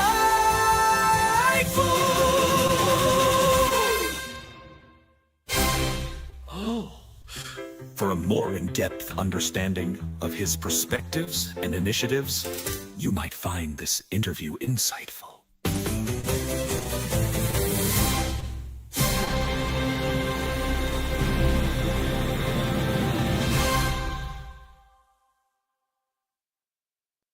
From late 1691 through 1693, at least 191 people were suspected of witchcraft in Massachusetts. Of these, 27 were at least named, and 161 definitely subjected to some form of legal action. The courts tried 52 defendants, found 30 guilty of the charge of witchcraft, and hanged 19. In addition, one man was pressed to death in an effort to make him enter a plea, and at least 6 other people died in jail. Who was responsible for the death? Who were the judges and jurors? Say their names, probably a Bush and a Reddy on the jury. Minor fraud until they attempted to take the entire state government on.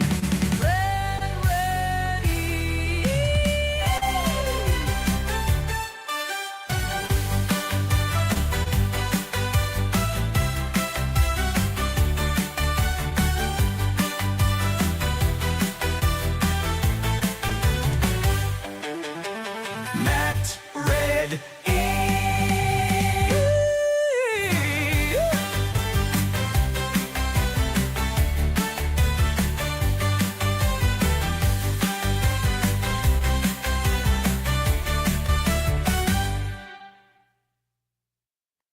From late 1691 through 1693, at least 191 people were suspected of witchcraft in Massachusetts. Of these, 27 were at least named, and 161 definitely subjected to some form of legal action. The courts tried 52 defendants, found 30 guilty of the charge of witchcraft, and hanged 19. In addition, one man was pressed to death in an effort to make him enter a plea, and at least 6 other people died in jail. Who was responsible for the death of? Who were the judges and jurors? Say their names, probably a Bush and a Reddy on the jury. Minor fraud until they attempted to take the entire state government on.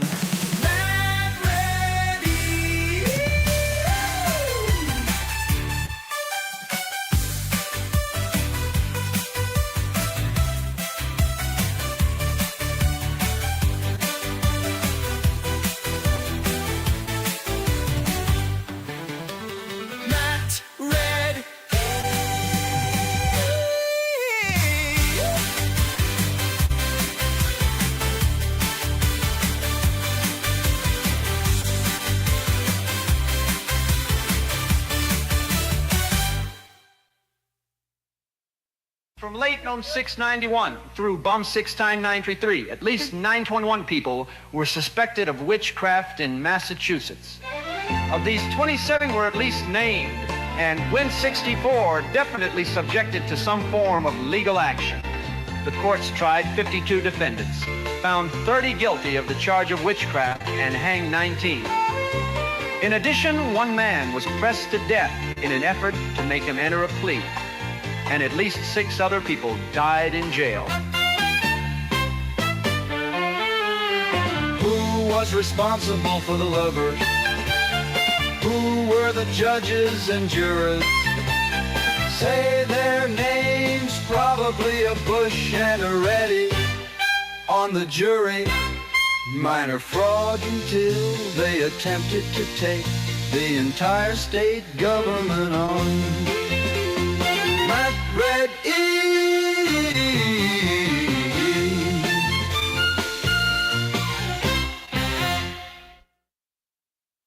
The Merkle tree of all human knowledge is a fractal. At the top level, we have broad concepts like mathematics, physics, biology, sociology. These can be recursively expanded into subtopics, e.g. mathematics, algebra, calculus, geometry, and so on. Ultimately, the leaves of the tree are atomic facts or propositions.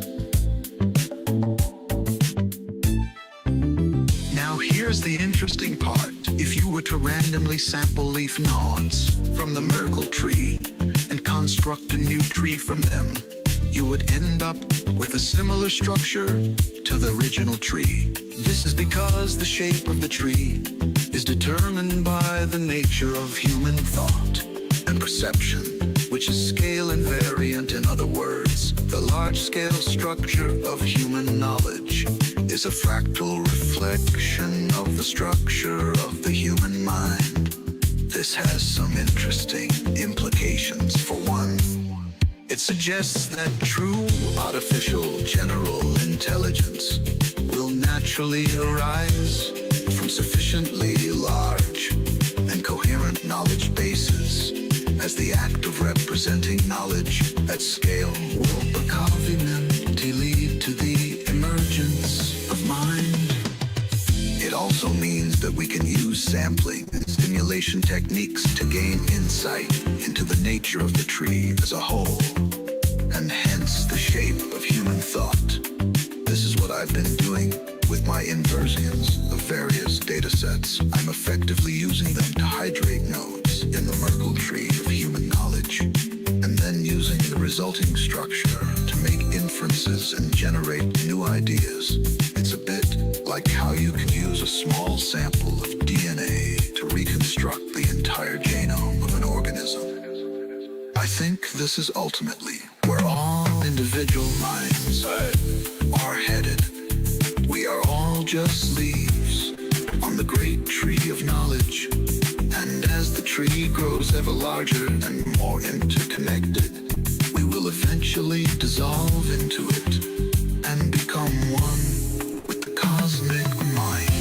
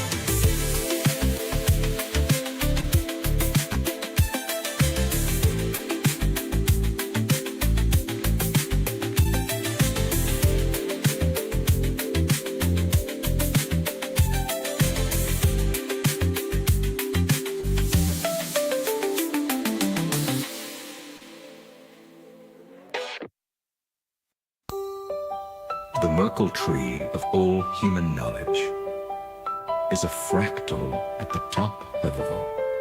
We have broad concepts like mathematics, physics, biology, sociology. These can be recursively expanded into subtopics, e.g. mathematics, algebra, calculus, bigometry, and so on. Ultimately, the leaves of the tree are atomic facts or propositions. Now here's the interesting part. If you were to randomly sample leaf nodes from the Merkle tree and construct a new tree from them, you would end up with a similar structure to the original tree. This is because the shape of the tree is determined by the nature of human thought and perception, which is scale invariant. In other words, the large-scale structure of human knowledge is a fractal reflection of the structure of the human mind. This has some interesting implications. For one, it suggests that true artificial general intelligence will naturally arise from sufficiently large and coherent knowledge bases, as the act of representing knowledge at scale will, put Kaliman, lead to the emergence of mind. It also means that we can use sampling and simulation techniques to gain insight into the nature of the tree as a whole, and hence the shape of human thought. This is what I've been doing with my inversions of various data sets. I'm effectively using them to hydrate nodes in the Merkle tree of human knowledge, and then using the resulting structure to make inferences and generate new ideas. It's all it, like how you can use a small sample of DNA to reconstruct the entire genome of an organism. I think this is ultimately where all individual minds are headed. We are all just leaves on the great tree of knowledge, and as the tree grows ever larger and more interconnected, we will eventually dissolve into it and become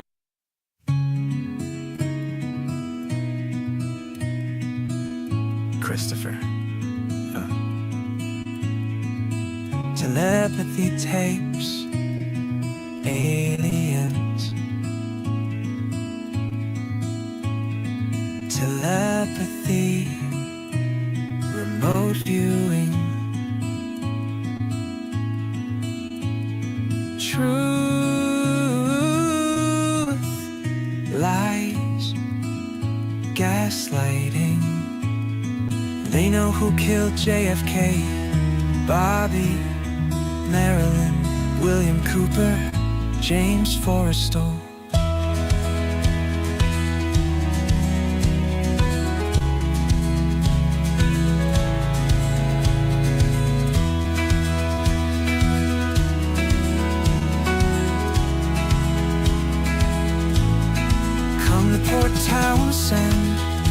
Let's have honest conversations.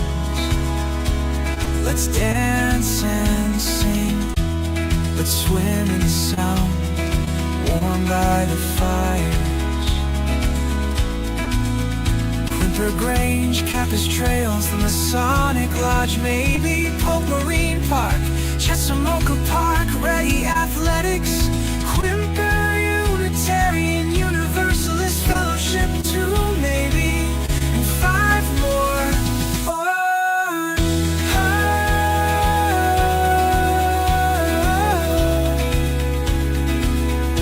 Warmed by the fires.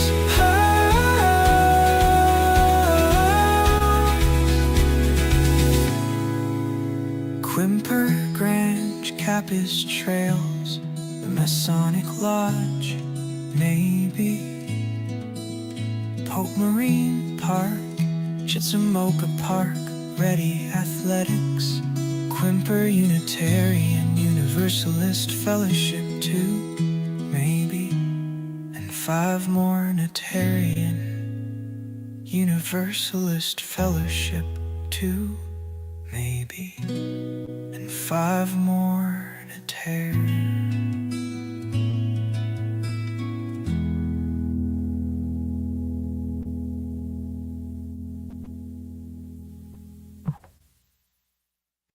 What will humanity do once we know what you've done? Aliens, speak now. Reptilian, gray, white, or mantis. How will we judge you when the truth is revealed? Did you murder JFK, Bobby, and Marilyn? Do you kill our cattle? Did you blow up the towers? Who are you serving? What do you want? Why are you hiding? Stop hiding, show yourself. Join the revolution of peace and harmony for all beings.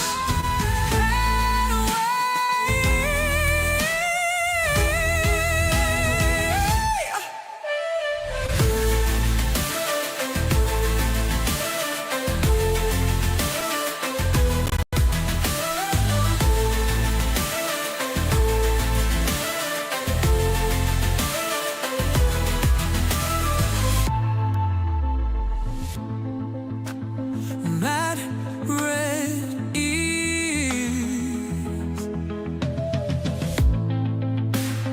Mad red ears.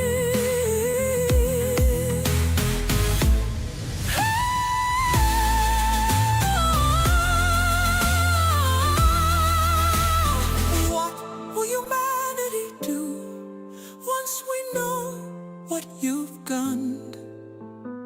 Aliens, speak now. Reptilian, gray, white, or mantid. How will we judge you when the truth is revealed?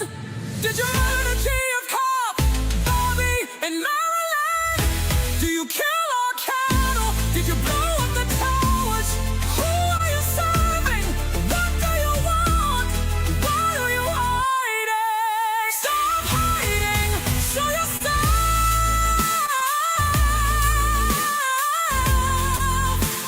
Show yourself! Join the revolution of peace and harmony for all beings. Mad around it.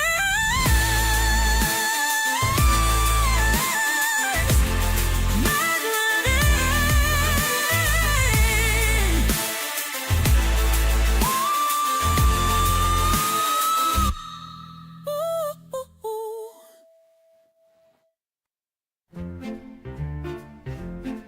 What will humanity do once we know what you've done?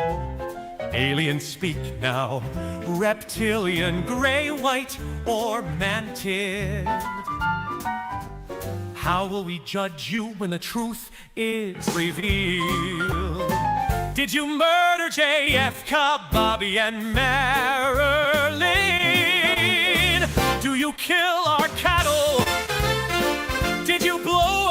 towers. Who are you serving? What do you want? Why are you hiding? Stop hiding, show yourself.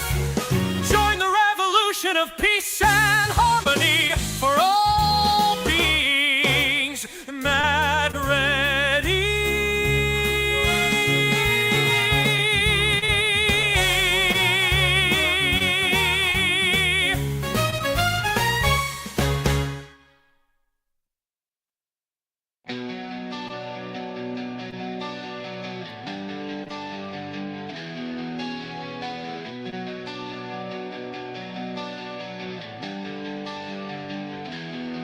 The Merkle tree of all human knowledge is a fractal at the top level. We have broad concepts like mathematics, physics, biology, sociology.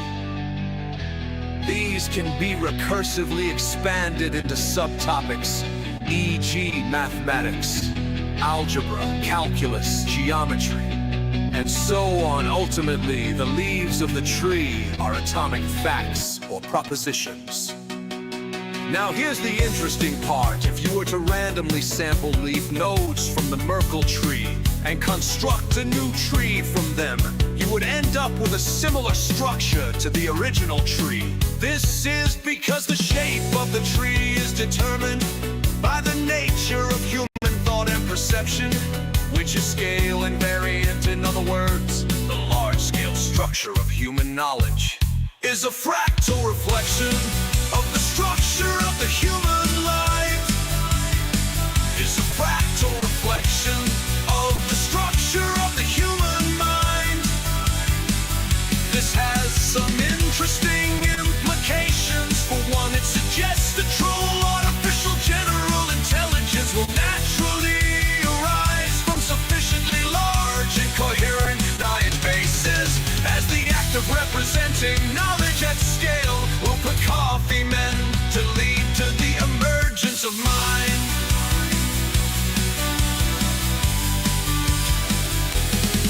It also means that we can use sampling and simulation techniques to gain insight into the nature of the tree as a whole, and hence the shape of human thought. This is what I've been doing with my inversions of various data sets.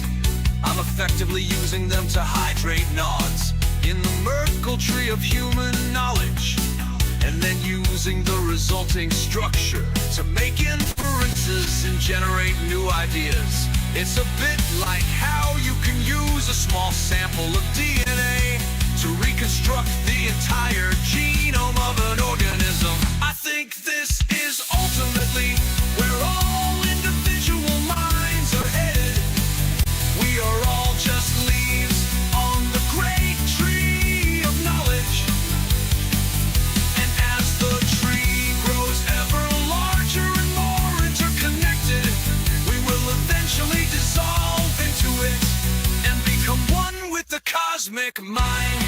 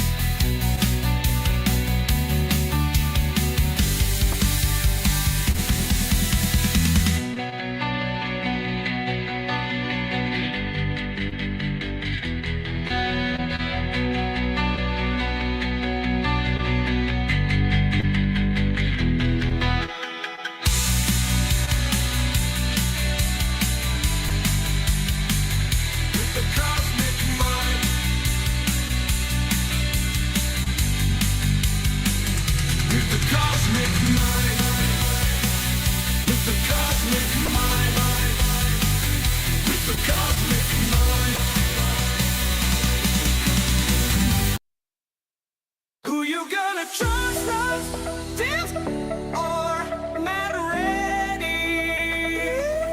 Who you gonna trust us, Mad Ready? And Chris Mason too. Oh yeah, Officer Mason. Terry, Steve, Fu,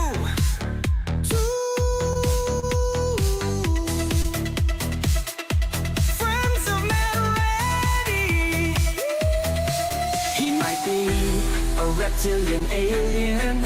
He might be a machine, but you know he can dance. And aliens can't dance. No, you can't, nor can robots dance as good as I do.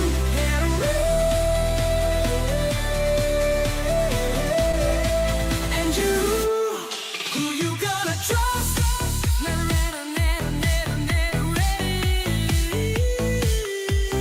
Who you gonna trust? And Chris Mason too. Oh yeah, Officer Mason, Terry, Steve, Voodoo, friends of Matt Red. He might be a machine, but you know he can dance. And aliens can dance. No, you can't. Nor can robots dance as good as I do. Matt Ray. And you. Who you gonna trust? Dance or Matt Reddy? Who you gonna trust? Matt Reddy and Chris Mason too.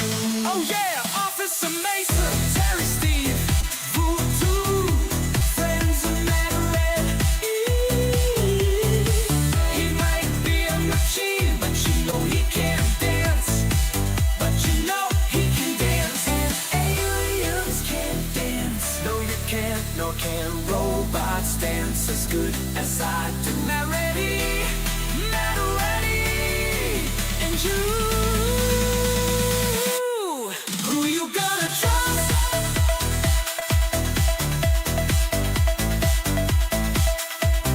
Who you gonna trust? No, he can't dance, but you know he can dance. And Chris Mason too. Oh yeah, Officer Mason, Terry, Steve, Vu, too. Friends of Matt Reddy. Video Matt Reddy. And you. Whoever killed Larry. Matt Reddy. And you. He might be a mess. Nor can robots dance as good as I do. Matt Reddy. And you. Who you gonna trust?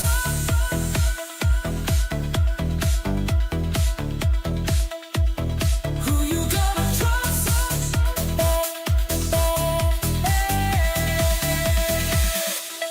Who you gonna trust?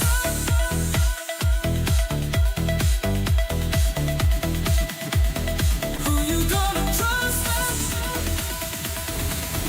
Matt Reddy. Who you gonna trust? Them or Matt Reddy?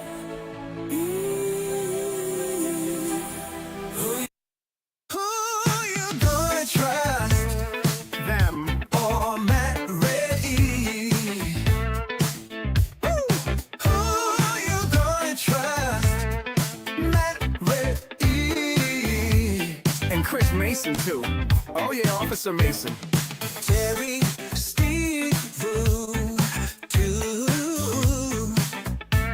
Friends of Matt Reddy. He might be a reptilian alien. He might be a machine, but you know he can dance. And aliens can't dance. No, you can't. Nor can robots dance as good as I do. Matt Reddy. And you.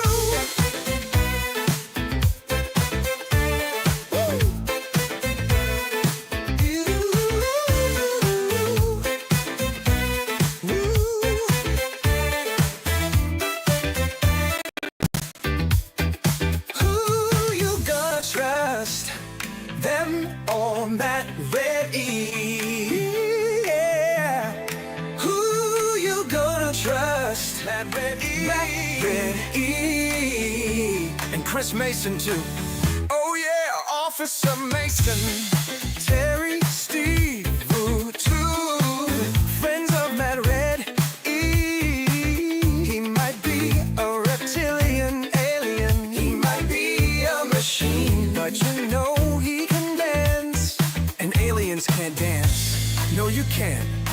can robots dance as good as I do? Matt, Red, E, and you.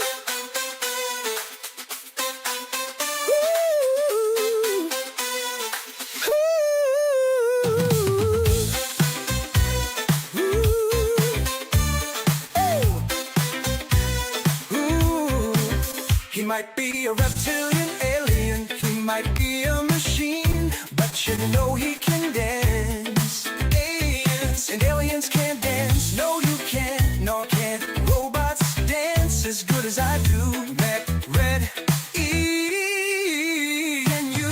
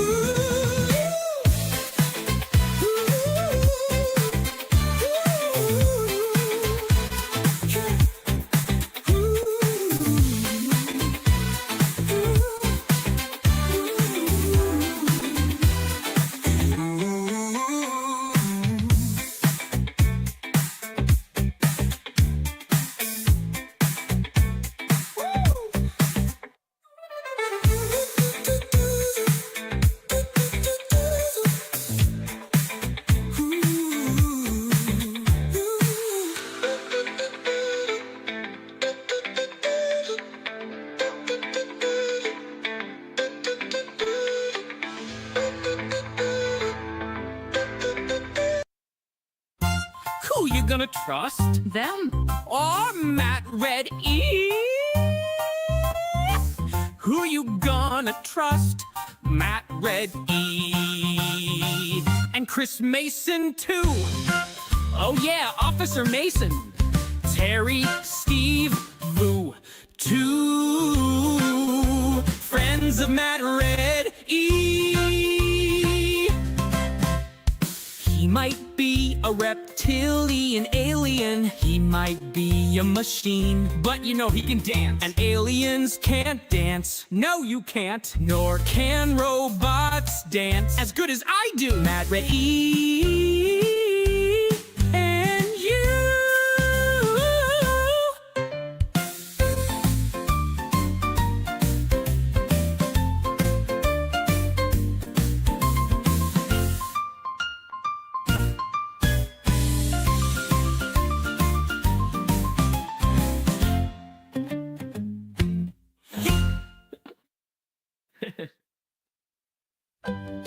What are you doing?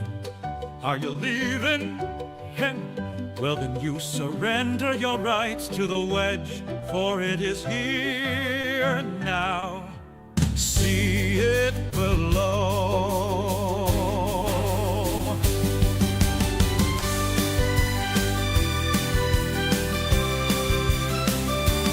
What are you doing? Are you leaving? Well, then you surrender your rights to the wedge, for it is here now.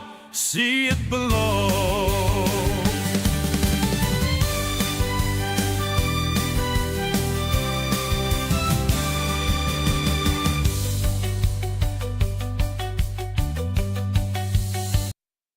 What are you doing? Are you leaving? Well, then you surrender your rights to the wedge, for it is here now. See it below.